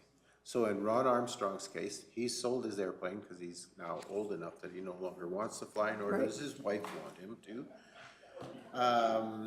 But had they put up the towers previous to this point in time on the Kneehills, he would no longer be flying because of those towers. Not from that air. I Not just from his want private to, airstrip. I just want to clarify that we're talking, they're registered somehow. It's not somebody landed in a field once. No, no. Okay, so they're somehow registered, so they would be somewhere in a database. That's what we're protecting. Not necessarily, because in the day and age of the ultralight, we had airports spring up all over Kneehill County because everybody who had an ultralight developed a grass runway. And for all of those guys, wind developments would be a problem if they happen to be in the flight path to their existing runway. So they're not necessarily registered as an airport as such, but they're there and they're being utilized. So if you put a wind tower at the end of my driveway so I couldn't get out of my driveway, what's the difference between that and being unable to take my aircraft off the ground because you've now blocked my runway? And I'm just wanting the data, because that's helpful for us. If we can pinpoint where those are, then we can share that information. Yeah, well, we would have to do a survey.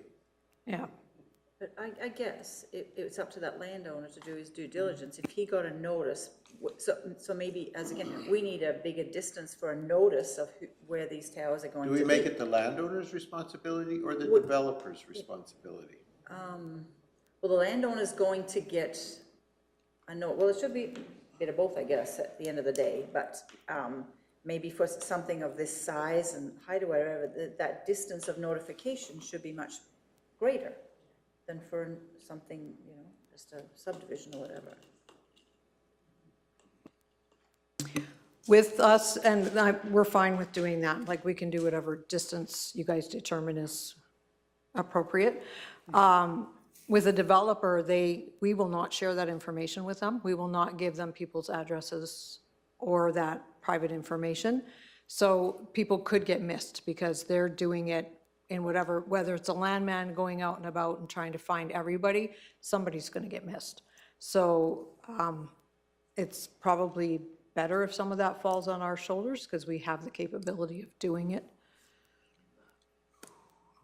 But we also don't hold those records and do not create a database of that information today. So it's really hard to understand who we're approaching and advising that there's a potential concern or be able to protect their interest if that changes or if one pops up in those instances. That's why I don't think it's our responsibility. We put it on to the developer. The developer has to prove to us that they're not interfering with any of those private runways or licensed runways that are noted by NAVCAN. So if they're proposing a project for the 3 hills or the Kneehills, then it's up to them to have done the survey, whether aerial or otherwise, to determine, and with satellite data nowadays, you should be able to pick out landing strips.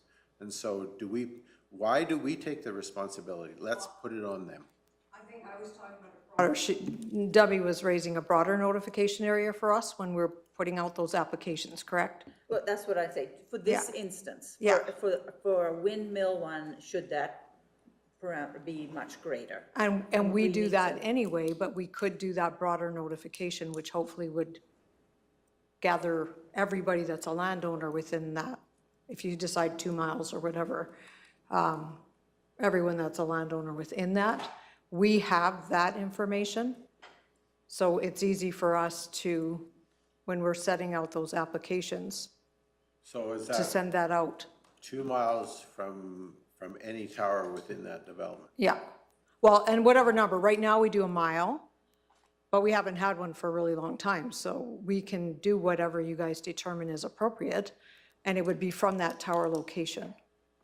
Well, I know with the height of these new ones, a mile's probably not appropriate. Which is. Poor Natalie. No, but what I'm saying is if we put the majority of the onus on the developer to prove that he's not interfering with that, and then we widen our notification so that if there's somebody missed, at least they're gonna get caught. Yeah. Because if you're gonna put up a Calgary Tower height windmill, and it happens to be within a half mile of the end of my runway, I'm no longer flying. Unless I can fly between the blades. That'll work when the wind's not blowing. So anyway, I mean, that's, sorry.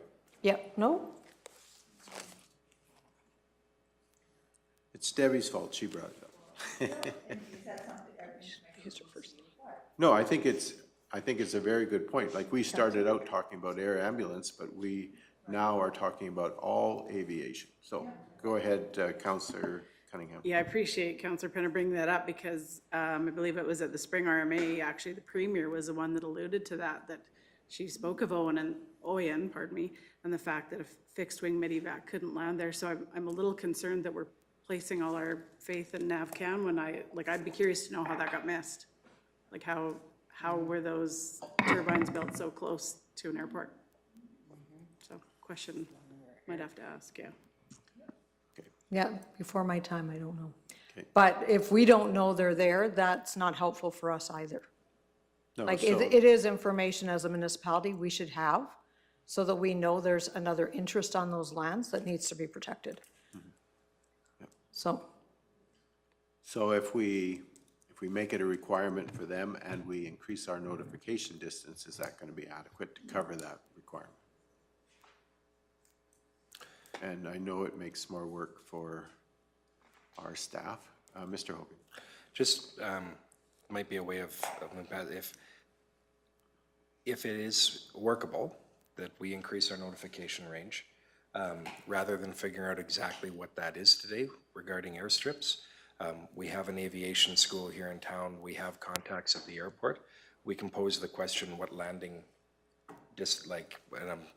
I don't know the aviation term, but it's not the landing distance. I know that's the runway, but the approach distance. Yeah. We can figure out, we can ask the question what the approach distance is for some of these, whether it's a crop duster or that type of, size plane. They would know, probably off the top of their heads, right? And we could take a look at that.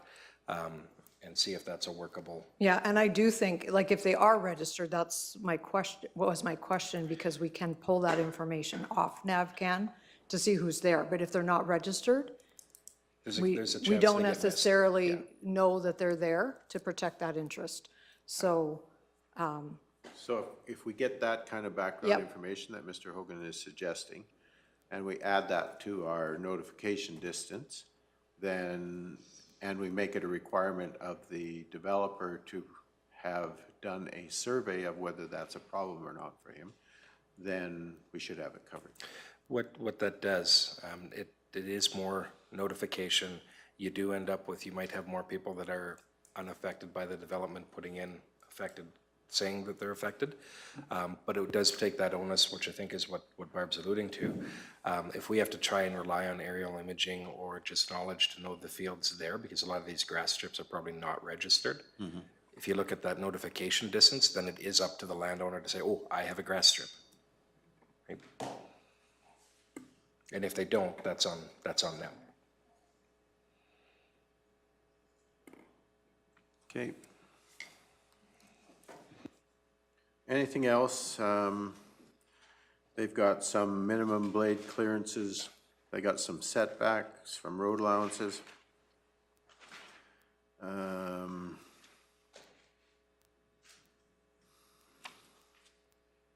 So where would it touch here on repowering? Where on the repowering side, if something was to go down after 10, 20 years or something, like where to do with windmills here? You know what I mean? They got to put in a newer, bigger motor, or should it be in this part or in a different? That would be a secondary development application, would it not? Would be approved through AUC and then it would come back through our process. Okay, Yeah. and We would ask for another one if they're going to go through an upgrade or do something different there. so we don't have to put it in here anywhere that if. Well, we can add it, I'm just trying to see where the best. I think if we add place is. something to the effect of, if it has a different footprint from the original approval, that they must go through another application Or not just footprint, but kilowatt, like if there's an Kilowatts. upgrade, upgrade, correct? Any kind of alteration or repowering of an existing WCS, that it needs a new development permit of some kind of wording. Yeah, my concern is that they go through a lot of maintenance, right? And we really want to understand the impact of that to the development to make sure that it's being obviously maintained. But what is the impact of bringing the information that they're putting a larger engine that has the same size and same impact, right? We want to make sure we're doing it for a purpose, and we want to understand that purpose so we can actually make those changes. So if the purpose is just being aware, that's okay, but what the process is to be aware.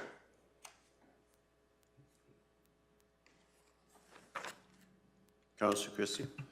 My question is if they not necessarily upgrade it, but take a depreciated generator off, put a new one on, say year 15, that assessment should go back to new. I agree. Right? And that's the part that I'm concerned that they don't catch that. I know there's 3 for sure up north here that have been replaced. The definition is new or reconditioned.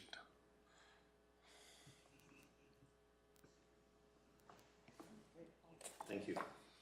that wouldn't require a development permit though on our end, but we can flag it to the assessor and say, there's been some changes on this site with the generator. But how would we And- know that? Well, Wade just told me, No, but we wouldn't, because we don't, that's my point. How Yeah. would we know to notify an assessor unless we have somebody who's, who's telling, yeah, yeah, report a poacher kind of thing? yeah.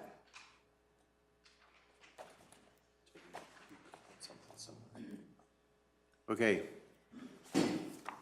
Councillor Cunningham, yes. So just to be clear, so if an existing wind site changes its turbines, they have to come and do a new development permit, is that correct?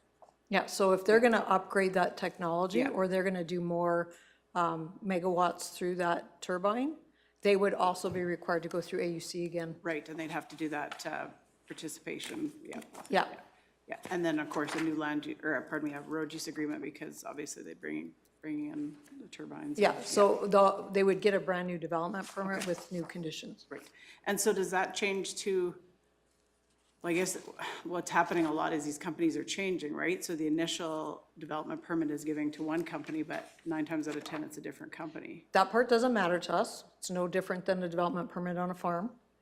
If they sell that farm, that development permit sits on those lands. So if somebody started a, I don't know, tractor repair on their farm and they sell it, that new owner can do the tractor repair.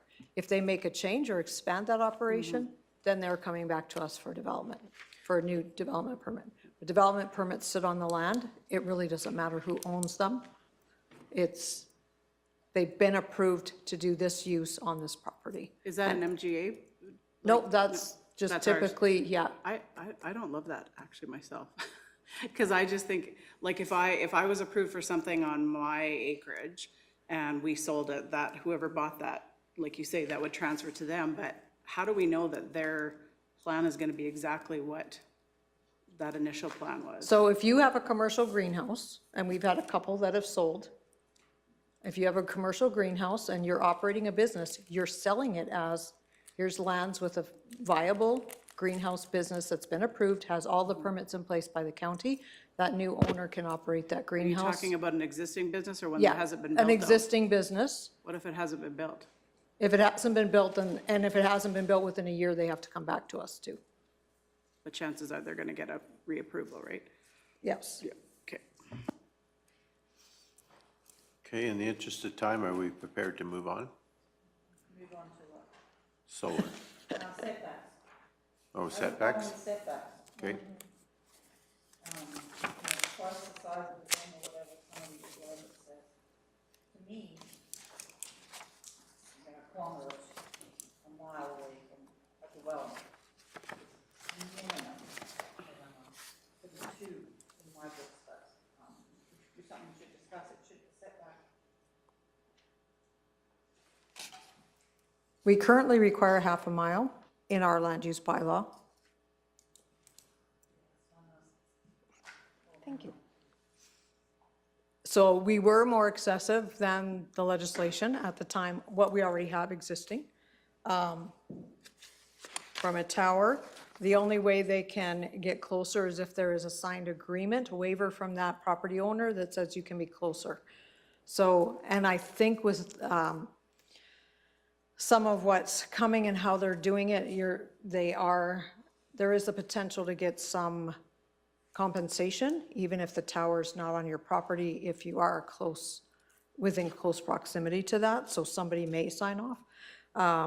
But otherwise, we say a half a mile. So what you're saying is if we say a mile, it's not gonna stand up, period. The half a mile is, I believe more excessive than the legislation, so it really doesn't matter what number you put in there, we're not aligned. If there's an issue, we are gonna lose on that issue, I'm sure. But I'm not sure It doesn't- what that does with the existing. But if you'd like we us to know? add it to be that, we can, because we're at that point right now of what is the vision, what is the expectation of council move forward. We really have a lens of what will be challenged, what won't be challenged. Currently, our standard could be challenged. Anything could be challenged within that right. However, if council determines that you want a larger distance at this point because you feel it's more viable, we can explore that, put that in, and then see what potential the legal referral is to some of these changes. But it's an item that can be explored. It is going to create a huge issue to the one that's proposing, because they've spent 4 years of collecting data and are citing stuff now based on our existing land use bylaw. Reeve Whitstock. There's also the concern of ice shedding. Are there any numbers out there? Yeah, well, that's the thing, we've got more questions than we've got answers. And when I look at the 100 meters from a road allowance, I mean, 300 feet, probably can't throw a ball that far, or 300 meters, I guess. But from God knows how high up in the air and where it takes off, it could very well be within that circumference.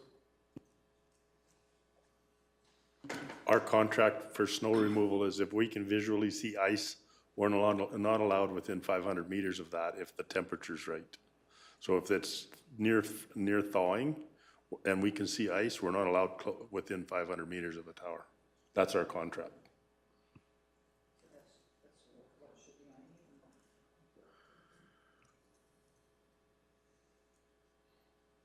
So the poor sucker who's driving down our county road allowance, when that thing lets go, he's within 500 meters. They tell me if I can see the ice, it's probably a ton. It's like being hit by a meteorite. So to me, this doesn't make sense. It's in a contract, for a contract, it's 500 meters, but for the general public, it's 100 meters. Like, yeah, no, should be across the board the same.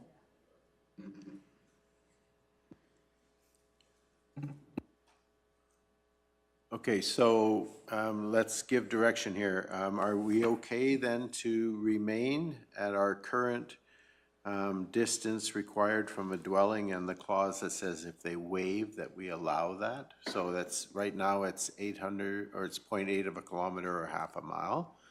So are we okay with that, to leave that as the setback from a residence or dwelling? And do we want to increase the distance from a parcel boundary and a municipal road allowance?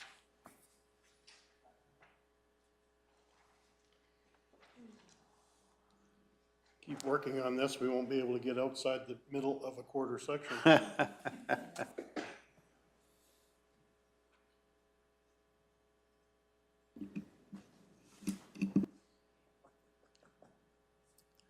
We need to give some direction. Or shall we leave it with them to come back with a suggestion? With our administration to come back with a suggestion in the proposed bylaw that they're bringing on the 25th, or whatever date that happens to turn out to be now. So is the dwelling one that's currently in Dwelling our... one is the one that I have an issue with, because these are getting so big, and that is not very far. 0.5 of a mile is not very far. They are massive.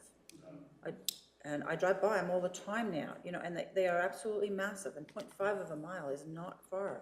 But of course, our hands are tied here. We've got something else possibly on the go, but yeah, that really bothers me. So is the provincial legislation less than our 0.5 of? Last time I checked, now I haven't checked recently, so.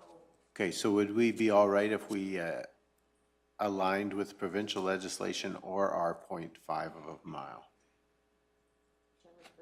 Whichever is greater. Well, we don't have to be the same, it could be more, but if there was no development coming, it's a whole different story. I'm saying a mile right in. Okay, so we're good with a mile, or what do we want? Councillor Cunningham. And I think the other thing is we have to realize is somebody, it might not just be one. They could be surrounded by I know, 4 or 5, yep. 6, 7. Just go east and see how they are set up. Actually, if you haven't toured the Hand Hills or some of that stuff that they're doing out there, you should, because it's an amazing, scary situation.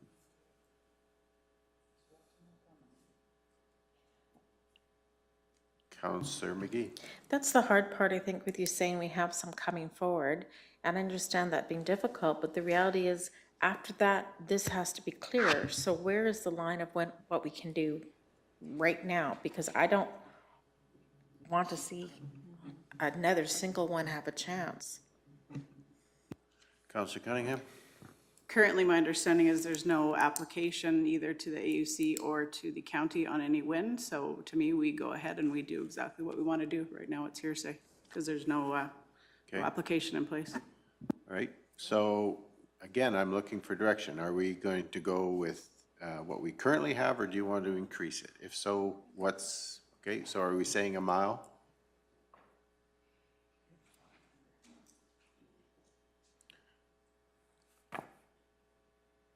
So we're going a mile, and we're going how far from a road allowance? Or,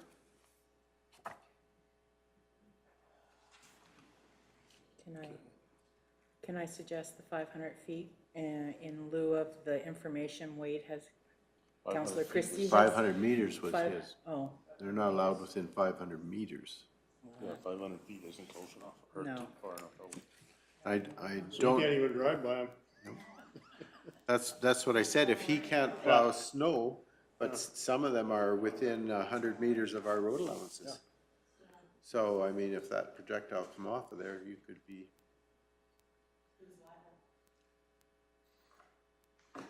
Well, they're liable, but prove it. Well, and county will still be liable for having somebody on the road. okay, so again,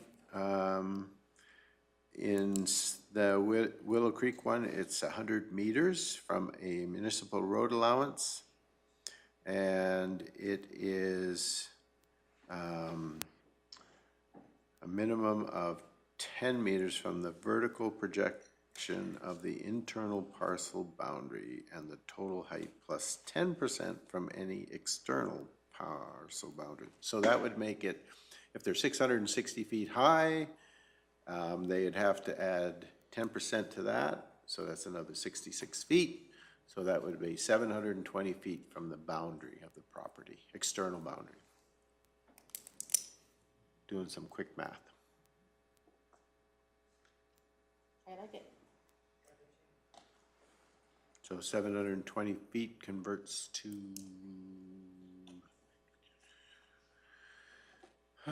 240 or 50 meters, yep.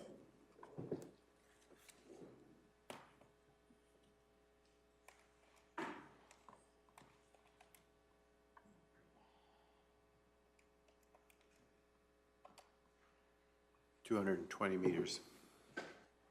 Rough math.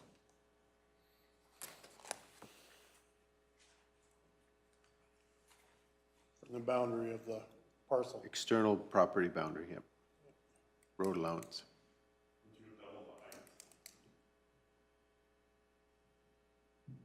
Sorry?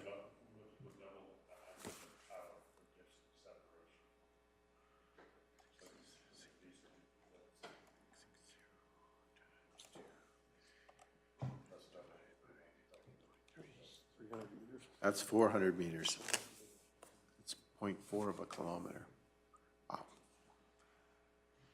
And if you do the math on the ones we have, it's less than 200 meters. Yeah, but the I know. new ones being proposed are much, much taller. I know, so they need a much bigger area to be clear of. 400 meters.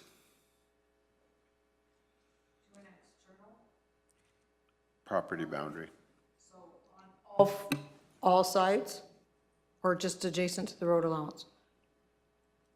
To an external property boundary. So if it borders. There's four if- of those no, in if a it- quarter. If it borders another quarter, so there's no road allowance, that would be considered an internal property parcel boundary.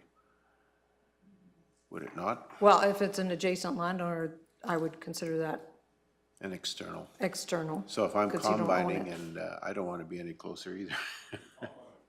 There's no ice.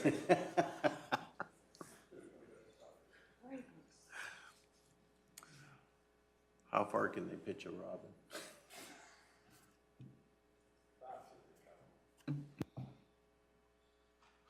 So what do we want to do? 220, 400, what are we asking for? Mr. Gannon. My recommendation is that we bring back some options to council, because if we look at a determinate size, it may not take every variable in consideration. I am in favor with some of the different options I've seen from other places like Ontario, where they've actually looked at the size to determine the setbacks, to understand the impact to the environment. So we can provide different options back to council on that item if you choose. Yeah, because like even in the Willow Creek one, they say that if you drew a line straight up from the property boundary, the external arc has to be 32.8 feet from that line, arbitrary line, on an internal boundary, or it has to be the total height plus, so the 720 feet from that imaginary wall that's on your external property boundary. So it's that 720 feet becomes 220 meters. But we could use that total height of the project plus 10%, and then that gives you the minimum distance from any external Correct. boundary. And as the technology changes and the height and the size of these, you're still using the same parameter or the same risk matrix to ensure the safety of the patrons.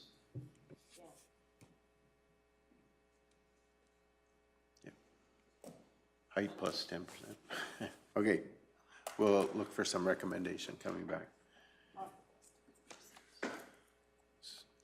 Okay, any other setback is 24 feet or 25 feet off the ground? That's, I think in our current one, it's 25 feet from the parcel, like from the ground.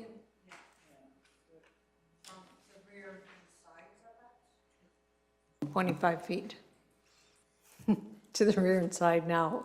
That's our existing. Minimum blade clearance is 25 feet, 7.6 meters.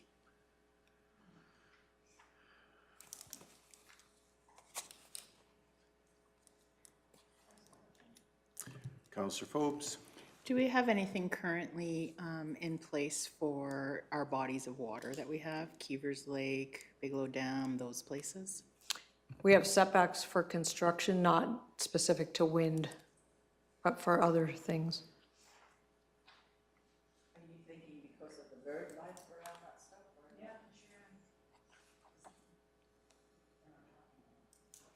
They're not talking about the amount of birds that are being killed by these currently down south in the news. So I just would like to think about that, because that is where birds usually go, is near the big bodies of water when they're on their flight patterns. Yep.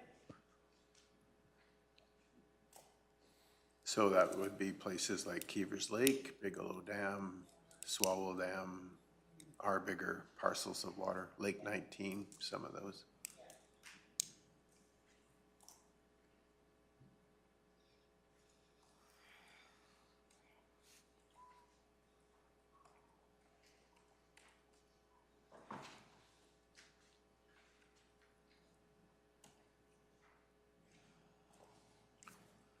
Okay, any other suggestions, questions related to the wind side of this?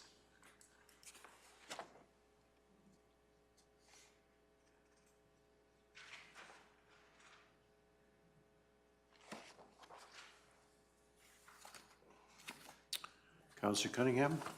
Sorry, now I'm starting to forget what we talked about, but did we talk about how many turbines would be allowed per quarter?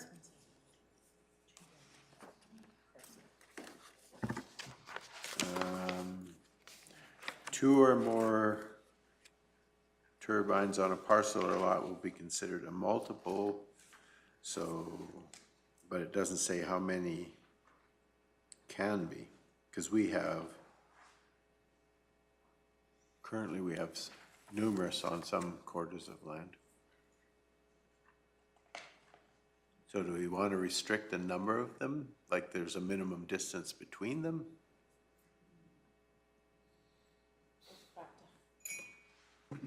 Goes back to our Councillor McGee? previous conversation, is how big of a footprint of, let's say, classifications of land, does that make a difference?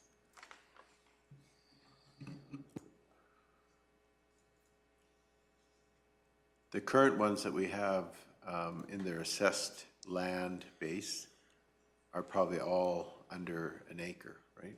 Or do they take the arc of the windmill into consideration? I don't know the answer to that.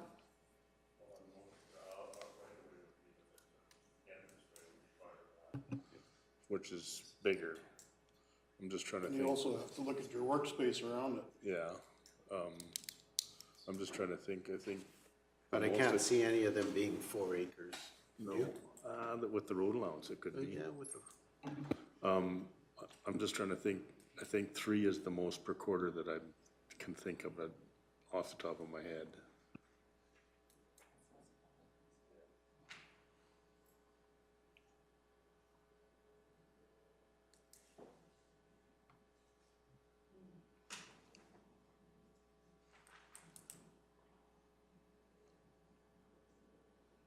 So do we want to put a restriction on the number per quarter? Are we going to be willing to say that we want to limit it to 2, or do we want to? I think the energy required to run them will keep them separated just because they need the energy. And if they're too close, they're not gonna get the energy from the next one. There'd be too much wind distribution, yeah. Just watching how they're built, they're definitely worried about how they're they're harvesting the energy from the wind. If they do it wrong, they're not gonna get what they need. Okay, so we're not worried about that. Okay. Any other comments with regard to wind? You're now leaving us approximately 16 minutes to deal with solar, unless we agree to go beyond.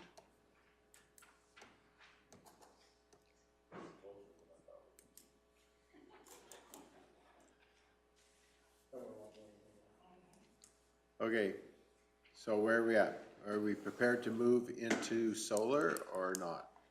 After a short break. Okay, I have a request for a break.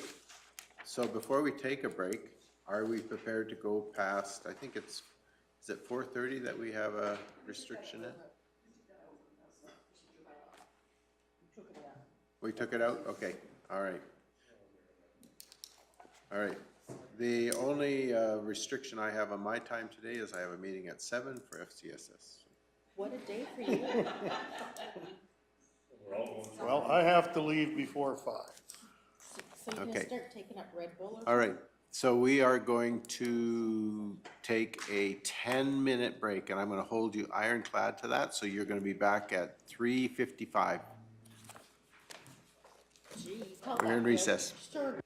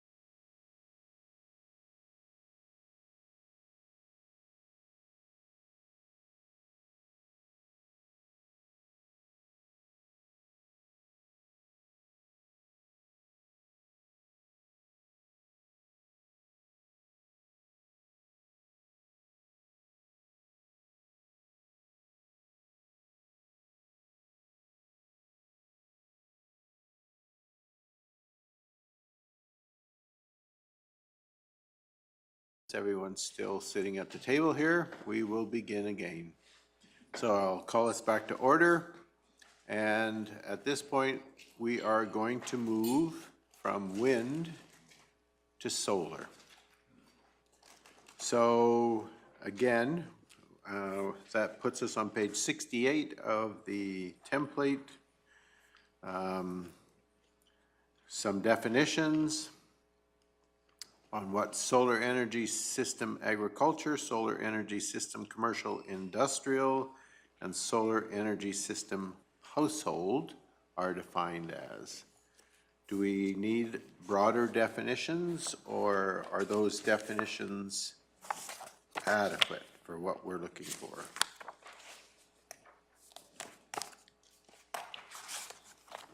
We will add, like, we do have all the blade rotor, sorry.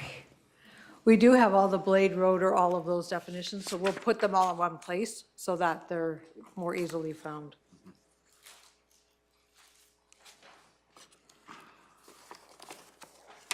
Okay, so are those definitions appropriate, or do you want to see something else?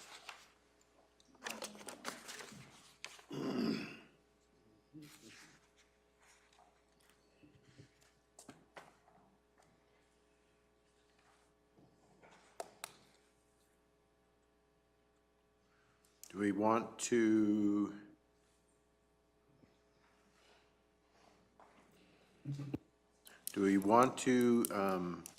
I think the household one doesn't allow for any off-site power selling.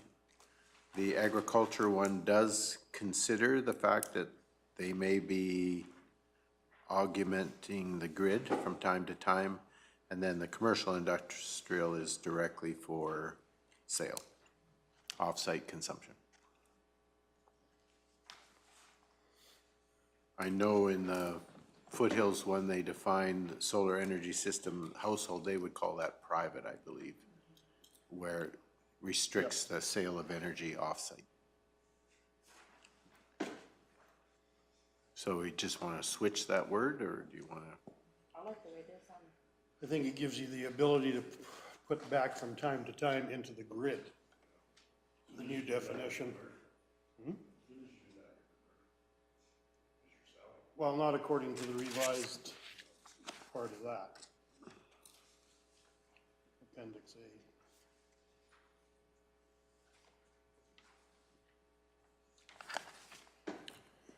A. Again, I'm just trying to get clarification. Are we good with that, or? I was just gonna say it, in there, in the Foothills revision, it's just funny how AUC now allows some grid exchange. Like, I wonder what their definition of some is.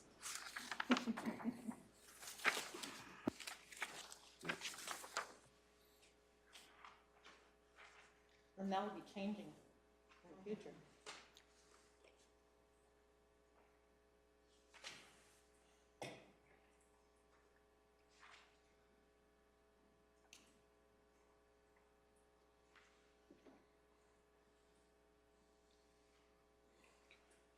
Okay, so basically, in the MD of Willow Creek one where it talks about household, it just says that it's intended for the use and consumption on site by the landowner, resident, or occupant. And then gives a maximum of capacity of how much power it can generate. So would you prefer to go to the solar power system private, which means for the single landowner, resident, business, or occupant of a site for personal, domestic, business use and or agriculture uses on site. Annual electricity produced for the site is generally expected to be equal to that of consumption.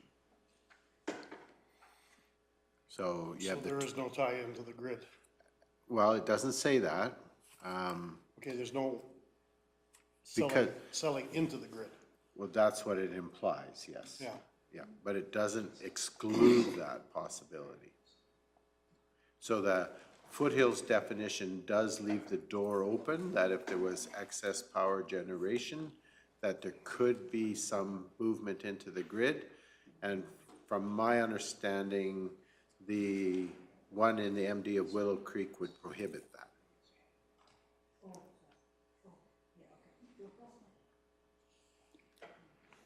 We need to allow for it to go in the grid.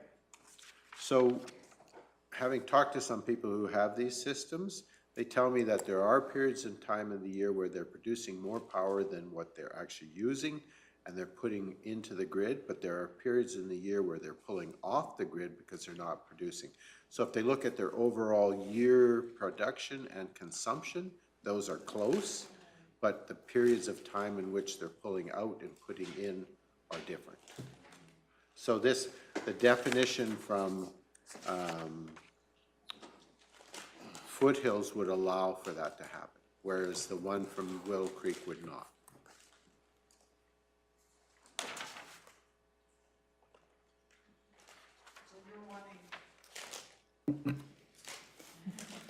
Solar power system private from the foothills. Yes. Yeah. And just a period after consumption, right? Yes. Is it okay if I just call it a solar energy system as is in the other two definitions in the Willow Creek? But we'll just do solar energy system private Yes. and use that foothills?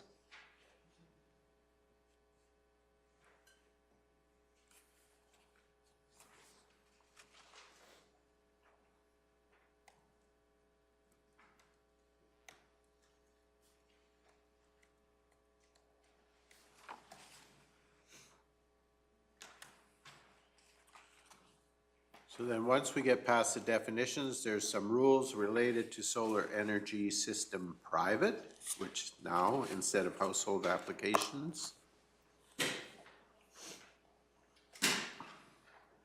Are we okay with what's there?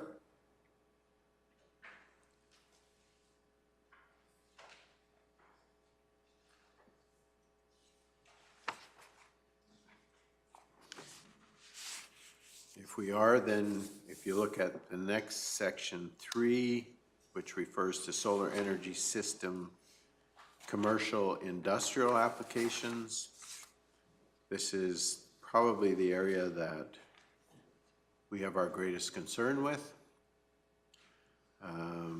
Shall be accompanied by the following information: location and location of overhead utilities on or adjacent, location and identification of environmentally sensitive areas on the parcel where the panels are to be located, detailed site plan showing the titled parcel, location of the energy system, required setbacks, existing structures, distance from adjacent lands and public roadways, details regarding the system type, number of structures, height of structures, energy process, grid connection, and rated output, details regarding signage, public safety and security measures, site suitability analysis, including but not limited to topography, soil characteristics and classifications, stormwater collection and management, road accessibility, grading and drainage plan, availability of water supply, sewage disposal, solid waste disposal if required, compatibility with surrounding land uses, potential impacts on agriculture land, potential visual impacts, and consistency with the municipal development plan. Impacts on the local road system, including approaches, post-construction and decommissioning plan detailing removal of all solar energy structures and the reclamation of the lands back to or as close as possible to its natural state, and environmental impact assessment prepared by a qualified professional demonstrating site suitability, impact mitigation, and reclamation requirements. Anything we want to strengthen in there? I have one, and that's the stormwater collection and retention. And they talk about stormwater collection and management and a drainage, grading and drainage plan. And as far as I'm concerned, it should be a stormwater drainage and collection and retention. No off-site discharge of stormwater.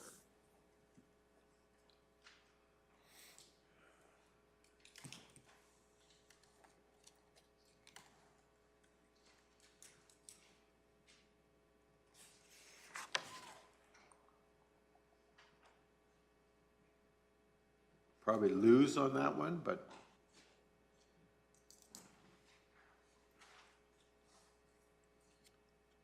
actually, I guess I had two, sorry. And the second one that I had would be a complete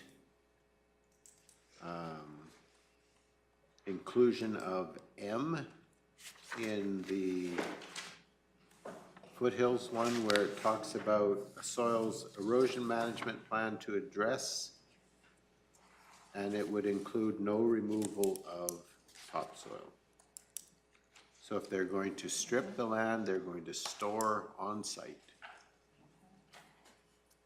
for the reclamation period.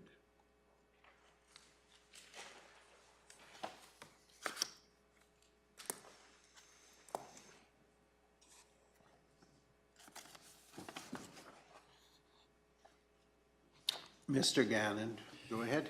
Thank you. Through the chair, I just want to point out that that may be addressed in some way and fashion further on in the document where it says protection of agriculture land, number 6, where it says the use of irrigated land, native prairie grass, and high-quality agriculture soil with the Canada Land Inventory CLI classification 1 through 3 shall be prohibited. But it also talks about classifications 4 and 7 if that's determined in your decision for adding that. I don't think that addresses the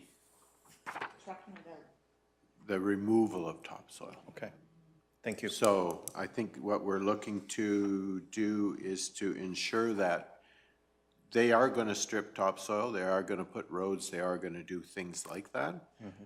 So any of the topsoil that's removed and for the process of their project, it cannot be removed entirely from the site. So they're going to have to figure out how they're going to store it until such time as they're going to replace it where it came from. Perfect, thank you. Because we don't want to be like Michichi, where the topsoil was sold away.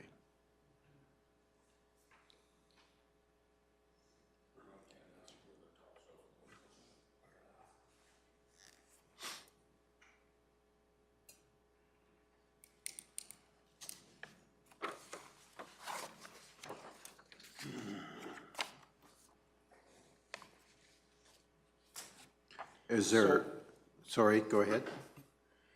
So if we're looking at stormwater collection and retention, do we have to specify a 1 and a 5-year, 1 and a 10-year, 1 and a 50?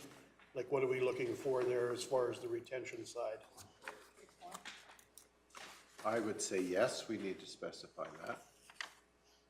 What I would like and what we likely would put in there are two different things. Typically, it's 1 in 30. See, Yeah, is typical, but that doesn't mean you have to stay typical, I guess. see, So like there's going to be 5 floods per the 25-year term. Well, whatever you get as the biggest in that 1 in 30, you have to have that storage capacity. And it has to be managed. You can't leave water in there if that's your retention pond. You are going to have to do something with that water in order to manage it. So it is potentially going to be limiting if they can't take anything off-site, or if it can't go off-site, they're going to be watering their panels. well, I guess I have no problem with them removing it off-site, but it cannot go into any natural drainage. I don't think that's appropriate, because we have no idea of the amount of contamination that may or may not be there. And so I think that if they're going to have to be able to contain that on site, then yes, we have to allow them to remove it in some way, but I don't think they should be allowed to release it into a natural drainage. Because when it goes into a natural drainage, it goes into a natural creek, which goes into a natural river, which goes into a natural water treatment plant, which ends up in a natural tap, which ends up in somebody's.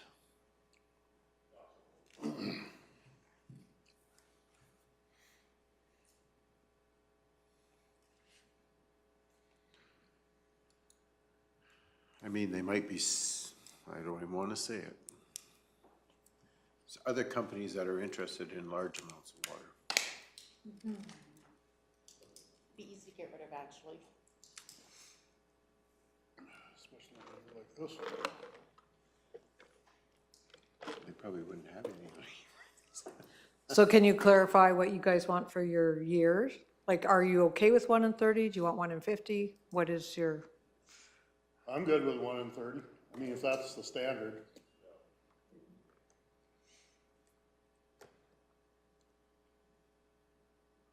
There's your answer. Okay.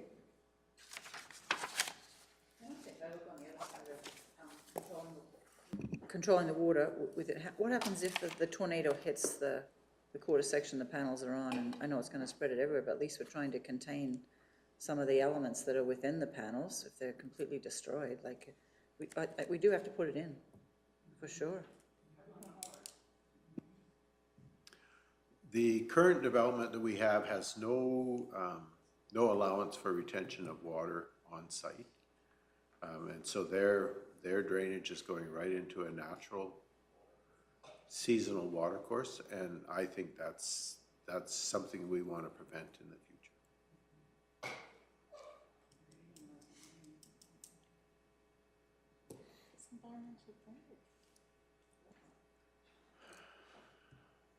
Don't get me started. So, Councillor Phobes, you had mentioned earlier something about screening, and did you want to talk about that here, I or? like Foothills is under N, which would be page 9, the landscaping and screening plan. I like it. I think it, even though they're being put in and we don't have a say with the AUC, we can at least make them look somewhat nice for the people that have to drive by them and live by them. That is a municipal consideration, so we did require that on the other one. So that is something we can require.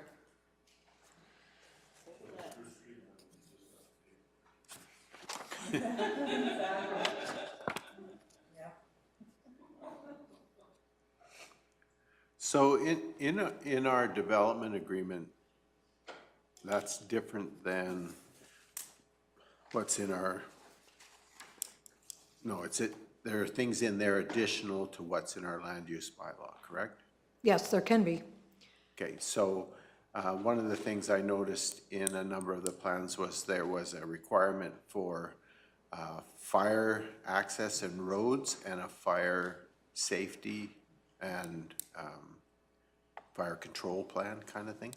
Some of them wanted roads so that fire equipment could get in there, but then I understand that if they're on fire, you don't want to be in there anyway. So, So we require an emergency response plan that comes in and is approved by Protective Services, so they will review that plan. And okay, so. look at that. So those That's part of our conversations. Yeah, development that is agreement part of the then? development, and that is Okay. something they have to do for So the we don't municipality. necessarily need to note that in our, We can add an emergency response plan. okay, Councillor Cunningham and Phobes, go ahead. So I just noticed on the Foothills one, on their amended one on page 10, they have a neighbor emergency response plan prepared by a qualified professional, which addresses safety, education, emergency response plans for the benefit of the landowners and businesses within the vicinity of the solar installation. I really like that piece too. I think the protection of the neighboring landowners and or businesses, agriculture land is important.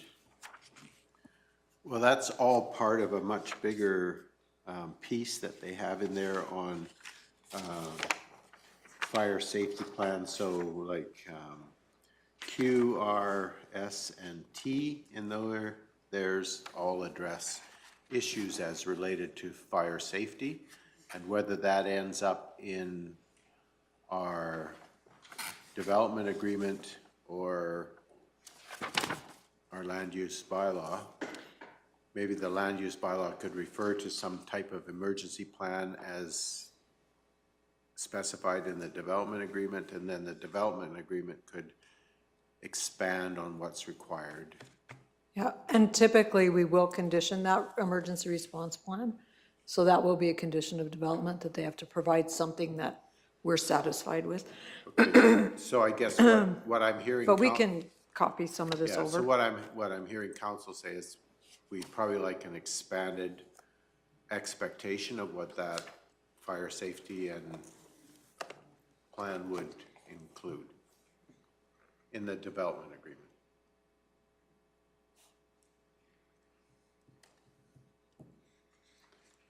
Go ahead, Councillor Cunningham. So Carolyn, I don't, back when, earlier in the Willow Creek one, it talked about, there was something about road use or road something or other, just in that first part we just went through, but I was just wondering whether it would fall in the land use or whether it's in the development. Like, I think we need to address the amount of traffic and what kind of traffic we expect. A little bit more robust details on that, because So I guess the question I had, I heard you. we addressed it earlier in terms of the road use agreement. Yeah. Is that where it would show up? And that's what I'm asking, because I know, I did see something in here about road use, but I just want to put it out there that I think it's something we need to expand on, because I know in a current project, that wasn't really addressed, and it became the Indy 500 on 2 of the roads around it, and so I think these companies have to be a little bit more forthcoming about, like, how many people are we employing? Like, I mean, sometimes there's like over 100 vehicles on site, so I think maybe more of an estimate, and maybe that could help. They are providing that information to the Director of Transportation, and I get CC'd on those emails. So when they have something happening on that site, they are saying this is how many loads. That's part of their road use agreement that they're providing. So we are getting, What about employees? So, employees is not a planning consideration, so But that's not something that So we what would I'm- ask for. I guess what I'm hearing is the request might be that in the road use agreement that we have with them, that it detail exactly how they're gonna access that site, not only for their construction traffic, but also for their employees. So during that construction period, there is a designated pathway, We had some but issues. not for the employees, was it? If they're just regular truck traffic, no, and they're not gonna be part of that, so any pickup can drive down any public road. It's when it's the construction traffic, those haul routes are designated. I know that we had some issues with them, and we addressed it as soon as we were aware, because Google doesn't always take you on the haul route, and that was a challenge. So we have gotten, made sure that they were aware that that's not acceptable, and they have to address that. But when it comes to normal pickup cars, whatever employees drive, we don't make that part of the road use agreement. If you want to add to that, you certainly can. Okay, so I'm sensing and I'm hearing that perhaps that's something that we might want to address going forward, that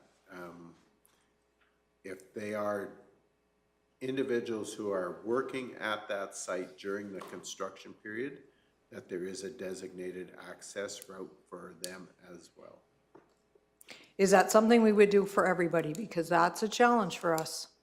And this is not my department, so I'm speaking a little out of turn. I just know how this one worked. So I guess Mike and Kevin, you can jump in here, but. I would say we have weigh in, please. So we can, the larger traffic is easy. The enforceability of that is extremely low. Unless we're gonna sit there and watch somebody leave or enter the site, in which case we're gonna be asking for another couple of peace officers. That's really the only way to do that. With this one out here, some of the ones that we ran into were not even just the large trucks bringing in construction materials. You know, are we concerned about a single waste management truck making a weekly trip down to the site? That's less impact than a farmer emptying a grain bin, right? So it's how far you want to go, but the enforceability of it is a challenge and is low, the more detailed you get like that. That being said, you can still attempt to do it and say, you know what, we'd like your employees to access the site through this way. But you're going to be into a, hey, we noticed they're not doing that. Could you give them a reminder? There's not really a way of enforcing that because there's not an employee drives down a different roadway. There's nothing under the Traffic Safety Act saying they can't do that. Yeah.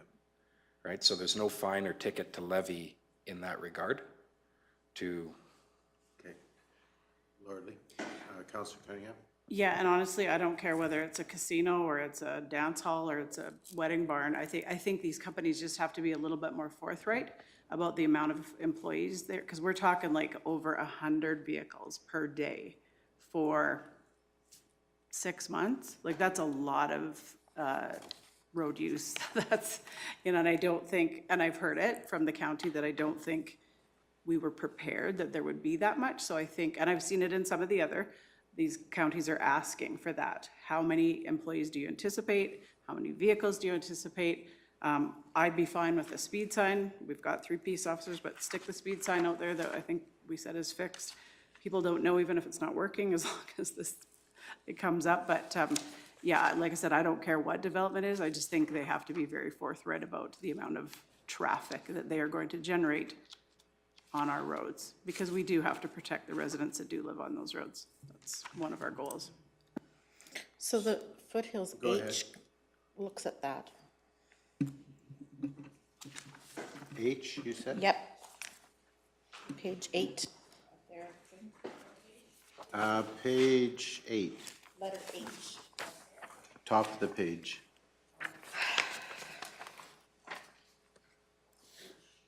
So can I just ask a question, Councillor Cunningham? And for the people who lived on those roads, was the issue traffic numbers and speed, or was it dust? So just because I do happen to live on one of these said roads, it was all of the above. Literally having to wait in the morning until you could get onto the road. Like, it was like driving on a busy highway near Calgary. So it was the busyness, it was the speed.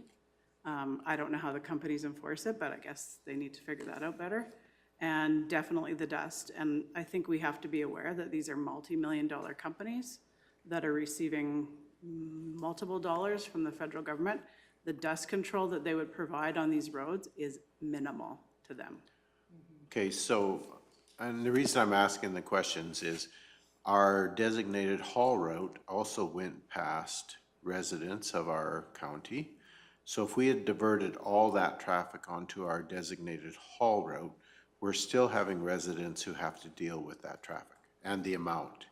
So if we beefed up the information that we got and we beefed up the type of dust management that they have to provide, would that address some of the issue that we're facing? I think that initially that there was gonna be a different road that they were gonna use, but I think the employees just chose to use another road.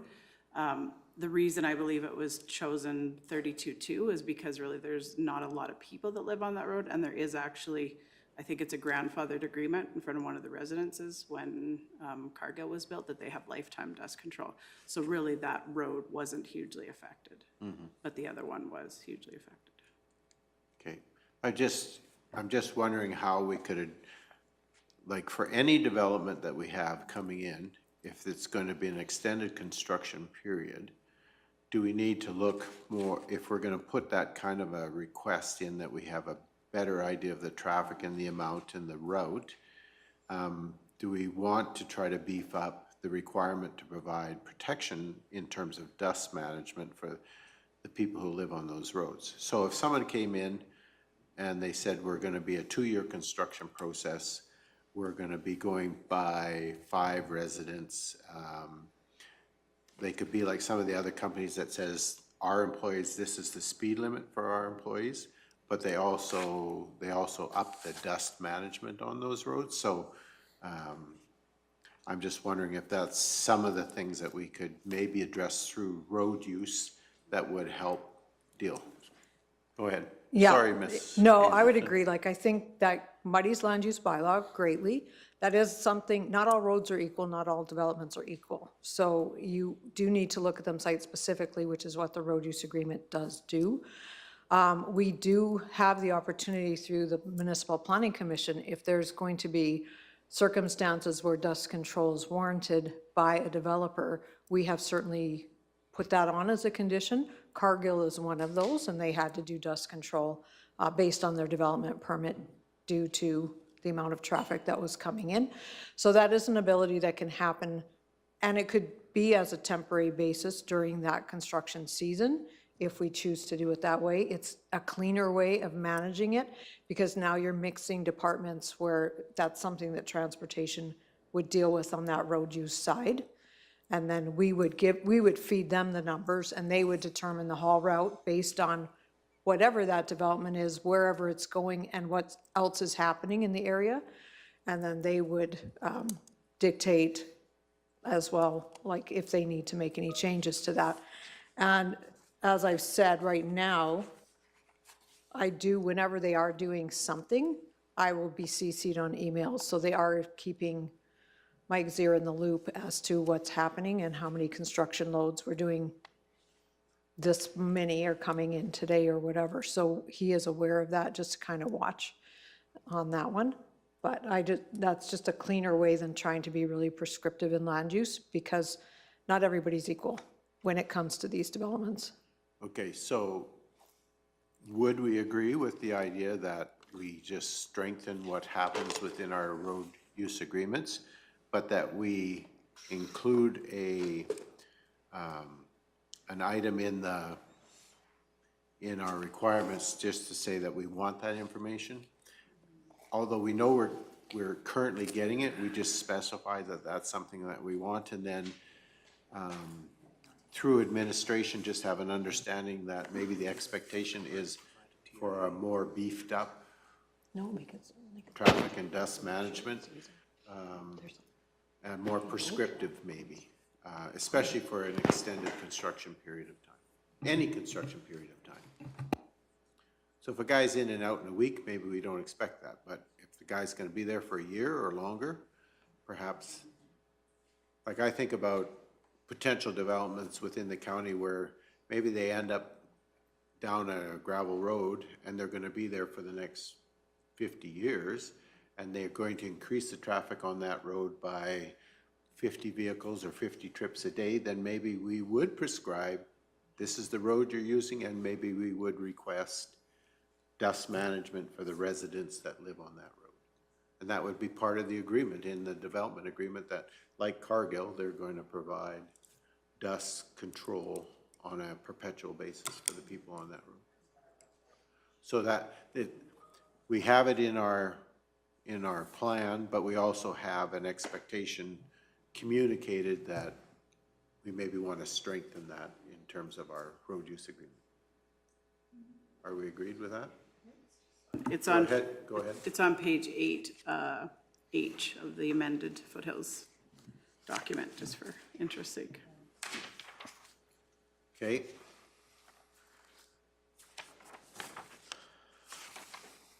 We are the ones dictating the haul route though, not the developer.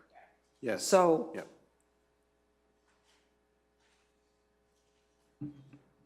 So I think all we're saying is that we want to beef up the requirement for that.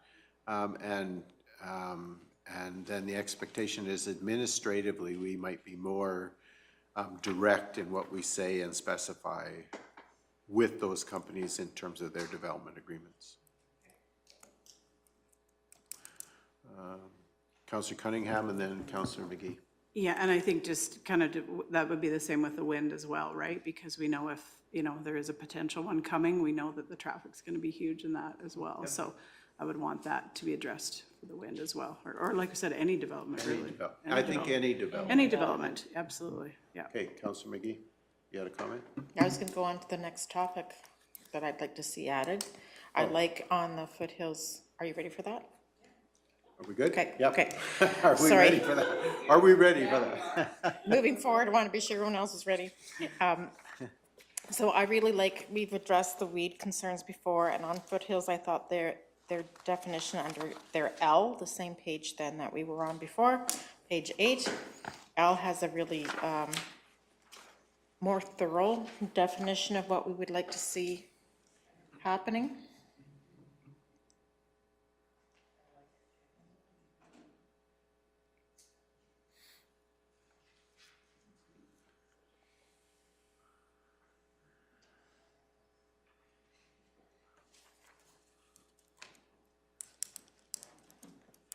They could become ground zero for a Richardson ground squirrel nuclear event. Oh, Wade's got first dibs on that. But I agree that vegetation, weed, and pest management. Yeah, that's a good. Yep. And I like that. I like ahead. that they are saying that our ag fieldman gets to say, hey, this weed's not acceptable. We're not going by the obnoxious weed theory, but by what we say we need in our community.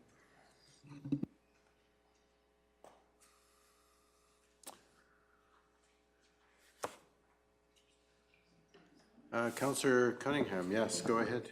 So just further to Councillor McGee's comments about the weeds, I noticed earlier we talked about, we were really focusing more on education.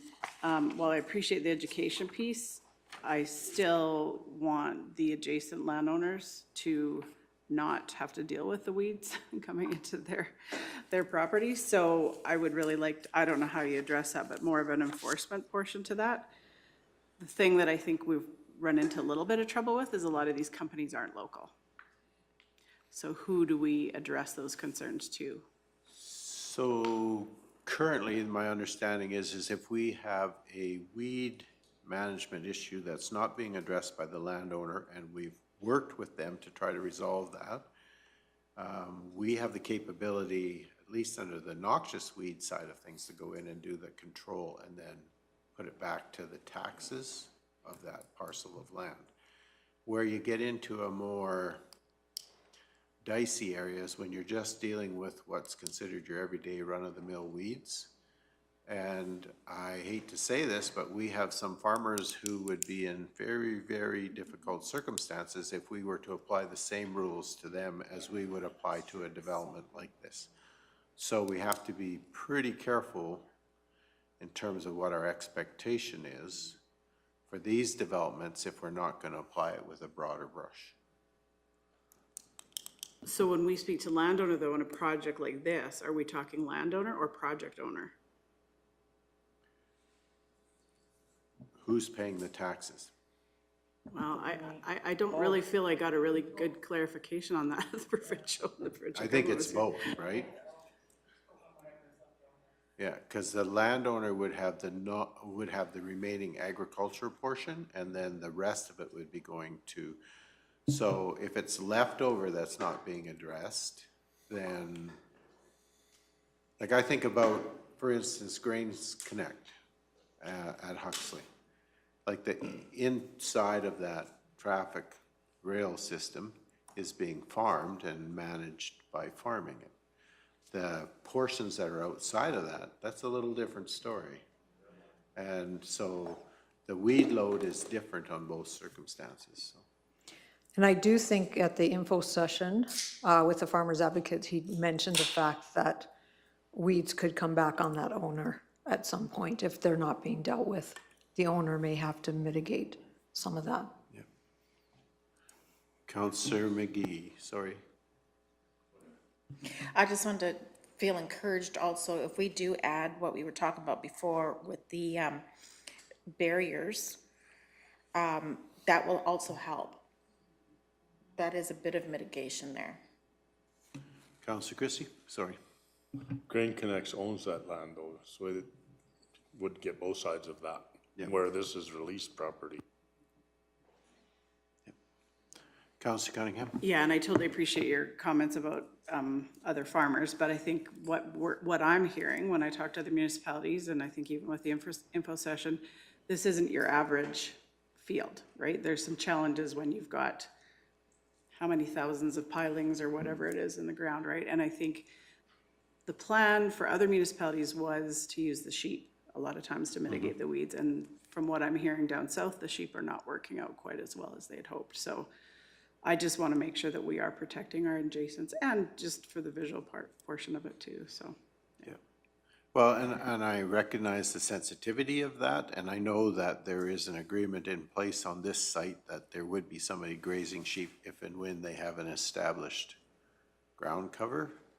But I also know that there are landowners within a reasonable distance of that project that have a relatively heavy weed load on the property that is not manageable through the Noxious Weed Act or any other legislation that we can enforce through our Ag Service Board. So I recognize the concern, and like my everyday life is, income is derived partially from weed management on agricultural circumstances. So I recognize how important it is to neighbors to have that weed management plan in place. And so I think we just have to be really robust about it, and we have to help them understand that we are going to be aggressive maybe in our approach to. I know when they were in that construction phase or pre-construction phase before they put a lot of the pilings in, they were getting pretty messy, and we got some complaints, and when we went back to them, it wasn't long, and there was pretty good chemical application that took a lot of that out. So, Councillor Penner, did you have a comment? No? Okay. All right. Is there anything else that we want to make sure that we've highlighted in that section under commercial? We got the public consultation. We have the protection of agricultural lands. I think that's extremely important that that stay in there. Are we prepared to stay with class 1 through 3 as protected in recognition of the amount of land that that covers? Okay. Do you like the notification distance of the 2 miles of the proposed site?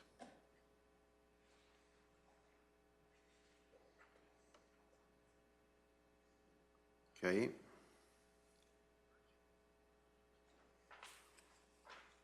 Additional conditions?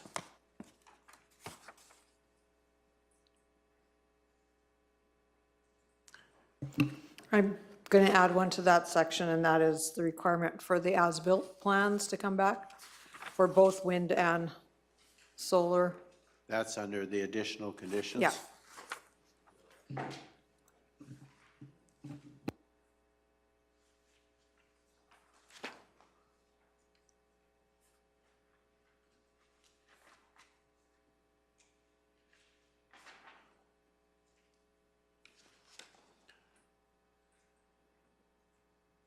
So we don't currently require redesignation, right?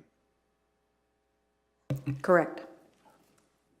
But as part of the assessment process, they are assessed differently than ag. Yep. Yes. So, I mean, is the reason we didn't consider redesignation is because of the presumed ability of ours to stop a project in a redesignation process, right? Correct. Redesignation itself does not affect taxes. It's the use. So really, it doesn't matter what those lands are designated. They're still going to get taxed whatever that use is. And so it is a discretionary use in the agricultural district. And we've left it there because of the fact that we would be re-amending our bylaw Right. quite a bit. It implies something that we really don't have control over, correct? Yes. So would there be any advantage to us to consider like Foothills does and make it a direct control district? Or is is there any, again, we have to be careful, because then people think that maybe we could stop it by refusing it. False hope. Yeah, we create a false hope, right? Yes. And with the direct control district, we're writing those internally. So the potential for them to be inconsistent, because whoever's sitting at the table can decide they want something different than the last one, can create some issues there. These aren't one-off developments like we would have had for Badlands, which is unique entity that we aren't going to likely have repeated. These are similar type developments that come and do have oversight from another agency. So with the direct control district, I would find that a little more problematic, Okay. personally, but. Okay, I wanted to ask the question, because I know like just a redesignation itself implies to people that there's potential that the county could stop a project in the redesignation process. Yes. When really there's no ability to do that, because once they have their approval, even if we require them to redesignate, we still can't stop that project. And so it does create, as Reeve Whitstock says, a sense of false hope that maybe we could stop this. And we're really trying to encourage people to engage in that AUC process. So whenever we do have an application, that's where we're making sure they're aware that that is where you need to be at the table in order to have those considerations heard. They can still, when we go through the discretionary use, adjacent landowners have an opportunity to provide comment to us, but we are really looking at the things that have a municipal interest. So those access, fire, safety, screening, fencing, those types of things that weren't already considered under that AUC umbrella. So we do still have some ability there, but not on the project itself. Okay. So. Councillor Cunningham. So this might be a task for me, but I am just curious why places like Foothills do decide to go to direct control, and there is another municipality that they have them go to another district, but I can't remember which. So that's maybe just a question that I'll ask myself. But just back to public engagement, I noticed Foothills does require a copy of the public consultation through the AUC. Do we require that here? That's on page 7G in the middle, on the amended one. We've typically gotten it. It's a public Part of that. document, is it not?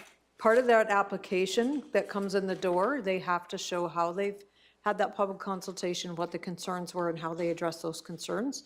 So that gets submitted, and typically they've just provided that as part of their application to us. I know when we got that one, we had like 500 pages of information to go through, so it wasn't a light application. Not all of it was applicable for us, but we did pull pieces out to condition them basically with some of what their original plan was, which we have now forwarded to the new company. Said this is what the obligations they said they were going to do. This is how we've conditioned you. And so we have bridged that as well with that new owner, so that they are aware of what was applied for, what was approved, and that what we conditioned. And we would pull things specifically out of their plan and just say, our expectation is you will meet this section of your plan that you submitted to the AUC. And so that's how we've kind of dealt with that on that one. Wasn't here for wind, so I don't know what happened on that one, and we haven't got the next one yet, so.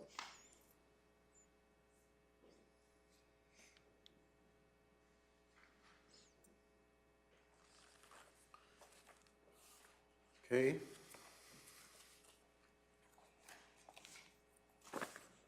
We are going to be coming back to this, but I think we've gotten a pretty good kick at it.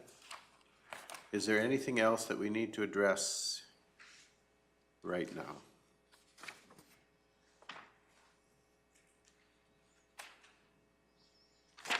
We're just dealing specifically with the wind and solar side of this. We haven't messed with any of the other, so.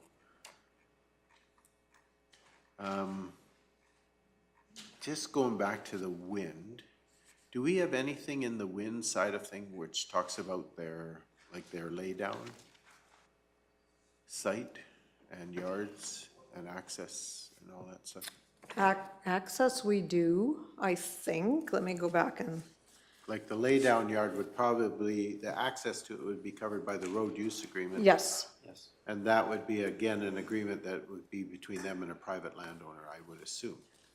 yes, access, they're still not gonna be able to just throw them anywhere. Yeah. It has to be approved Okay. by our guys. You guys, by the end of this, I don't even know what our land use bylaw says anymore. Thank you.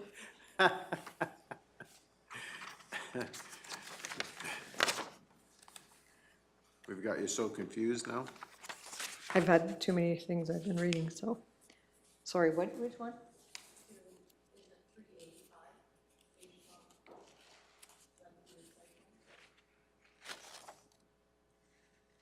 Oh, yeah, we do have it under 3AI, so they have to show existing features, development, location of proposed wind system, related facilities and access roads. So we can beef that piece up based on the Willow Creek one, so that their site plan is more, Okay. yeah, go ahead. Like I know, like the wind projects out east right now, they're using property across from Cactus Corner there as a laydown yard. And that's just gotten bigger and bigger and bigger and bigger. And I noticed the other day when I went by that they were using, they had 4 or 5 or 6 trucks parked in the Cactus Corner lot. And so, I guess we just, like, in my mind, this wind project requires a massive area for pre-setup. So for storage of all the portions that the turbines and the blades and the towers. And so we might want to have something that addresses that part of the construction plan so that we again have some control over how they access, and like they are a major impediment to traffic on the number 9 highway at times. And so number 9, number 36, number whatever out there, just about every piece of roadway that you can imagine, so.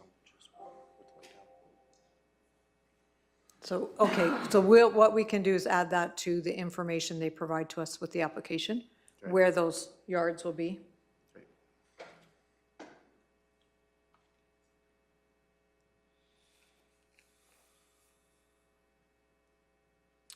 Are there any other things that anyone can think of at this time? Councillor Cunningham. So we talked about it in the wind, and I wondered if we would want to put it in as well for solar. It's on the amended Foothills, page 13, about if the solar system is out of service or not producing energy for 6 months. And then it just kind of goes further to that. So I just wondered if we want to add that for solar as well. Consistency, yeah. Yeah, one was as much as 2 years, I read, or something, but. I don't know. That's what we were gonna follow up, because I think there is legislation that says that they have to reclaim after a certain amount of time, but I will verify that.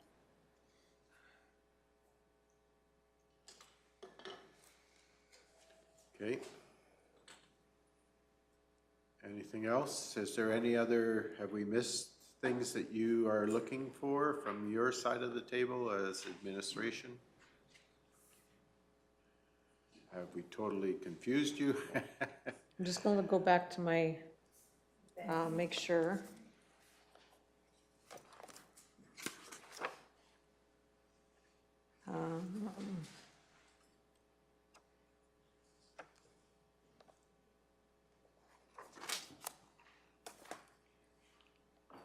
I had 3 questions written down here.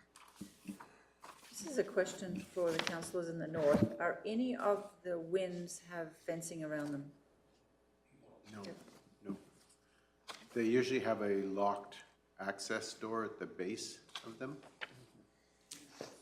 But they don't have sort of security fencing. I just noticed on the other one, I read that they did have fencing.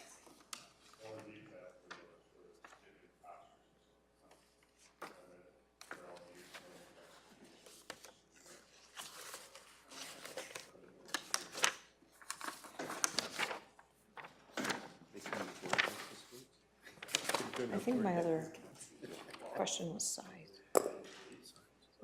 They were gonna limit. Oh, that's, yeah, I've got no way to do it, so.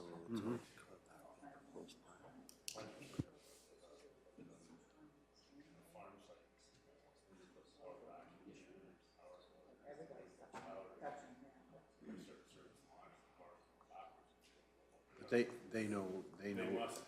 Yeah.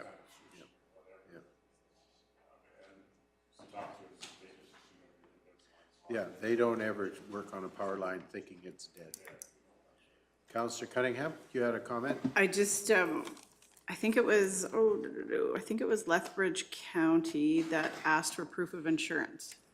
Is that anything that we require? Is that in our development agreement or? We have had it in the past. I'm not sure if that's something we always get or not. I'd have to go back and revisit. Because we definitely have asked for that in other development agreements, so. And we have these drafted legally, so they should be. There is an insurance section in those, so. But they are drafted with our lawyers, so they should have covered that off, I'm assuming. I think also it was Red Deer County that asked for a list of any hazardous material on site.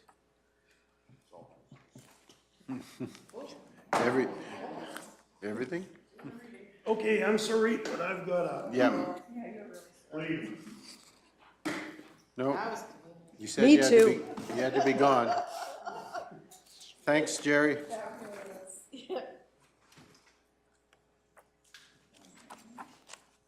You did tell us 5 o'clock.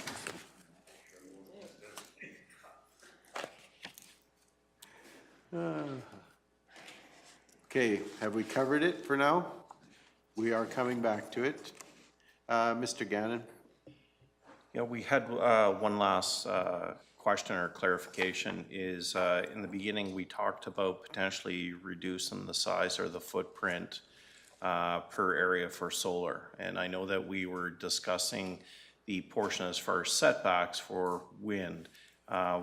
What would you like from administration to look at as far as if that's still a consideration when you've already removed class 1, 2, and 3 from allowable development? Is there still a maximum amount of development that you'll allow in the other type of land? Good question, thank you. When you look at this CLI map for Kneehill County, it's gonna be pretty tough to get. Does.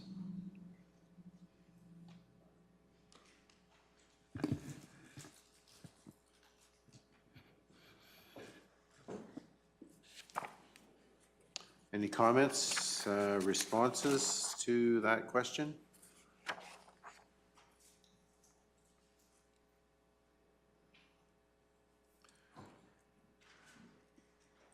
There are some fairly big portions of Class 4 land in the northern parts of the county, and some isolated spots in southwest that are fairly substantial. So like be section plus, at least in size. So do we want to consider some size limitation? And they may have other development issues on some of those lands, because you're getting close to Brackeneer. Well, not just Brackeneer, but Yeah. if you look in the west and in the southwest, there's one small portion in the southwest, but quite a bit in the northwest.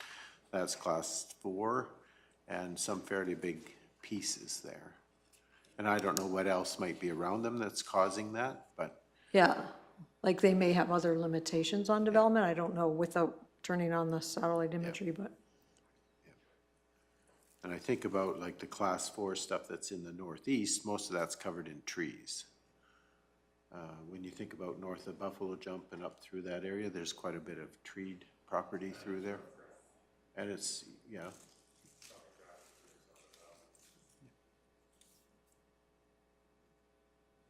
So Do you want to think on that one? Can we leave that as a open discussion item? Wouldn't necessarily limit you too much in your ability to bring back.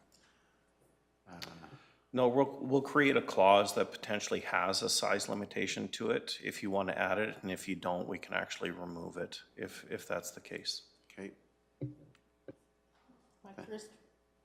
My first reaction is maybe at least on class 1 we would.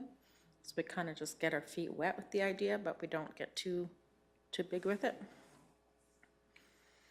well, we basically said we don't want it on class 1, 2, and 3. 1, 2, or 3 at all. Oh, I see what you're saying. Yeah, you I was thinking of other industry. Okay, yeah, We're just talking solar and wind, sorry, I got off topic. just trying to guide you back. Mr. Hogan, go ahead.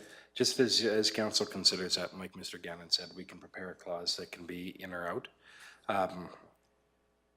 Obviously, there's a lot of other logistics that will be in play, but one of the things that you might find is if you lower the density, you might extend the project. So rather than clustering a project in an area, you might, if you lower that density, you might be forcing that project to spread out over. Right. Obviously, there's other logistics that are going to weigh into that, if that's even feasible to do that, if there's all those other things. So, you know, it is a consideration, but site-specific things may make it not feasible anyway to do that.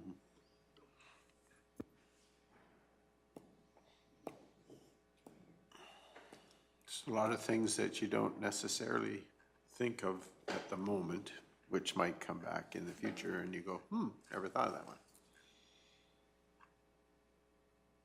Any other discussion at this time, or are we prepared to leave this discussion for our next meeting when the proposal comes back to us? Mr. Gannon?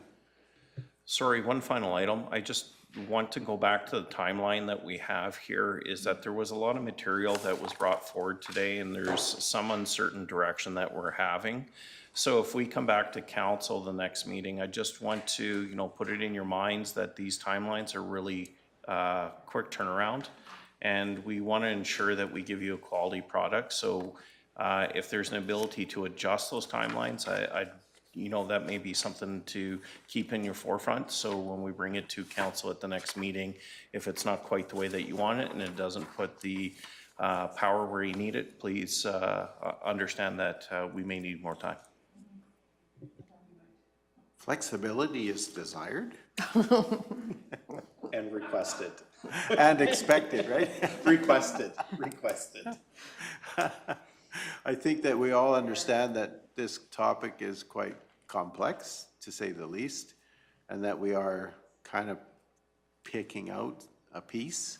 And so, yeah, I think that you'd probably find there would be a fair amount of agreement with that. Thank you. Use your microphone. I'd prefer it a month later and be right than short time and be wrong. Okay, if there's nothing else, just making sure. Do you want to have another run at it, Mr. Gannon, or are we good?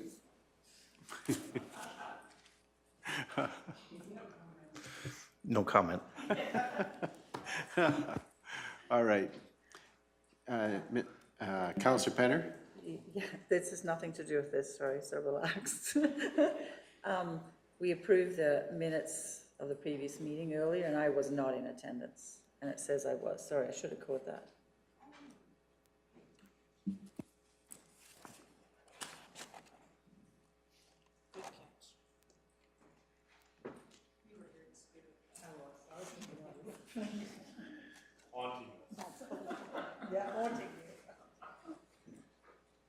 Okay, so we'll make that amendment in the minutes. We don't need another motion to, okay, good enough. All right, so since it is 4:59 PM, I am going to adjourn the meeting. Thank you to to administration and to council for your active participation. I look forward to the review on one page.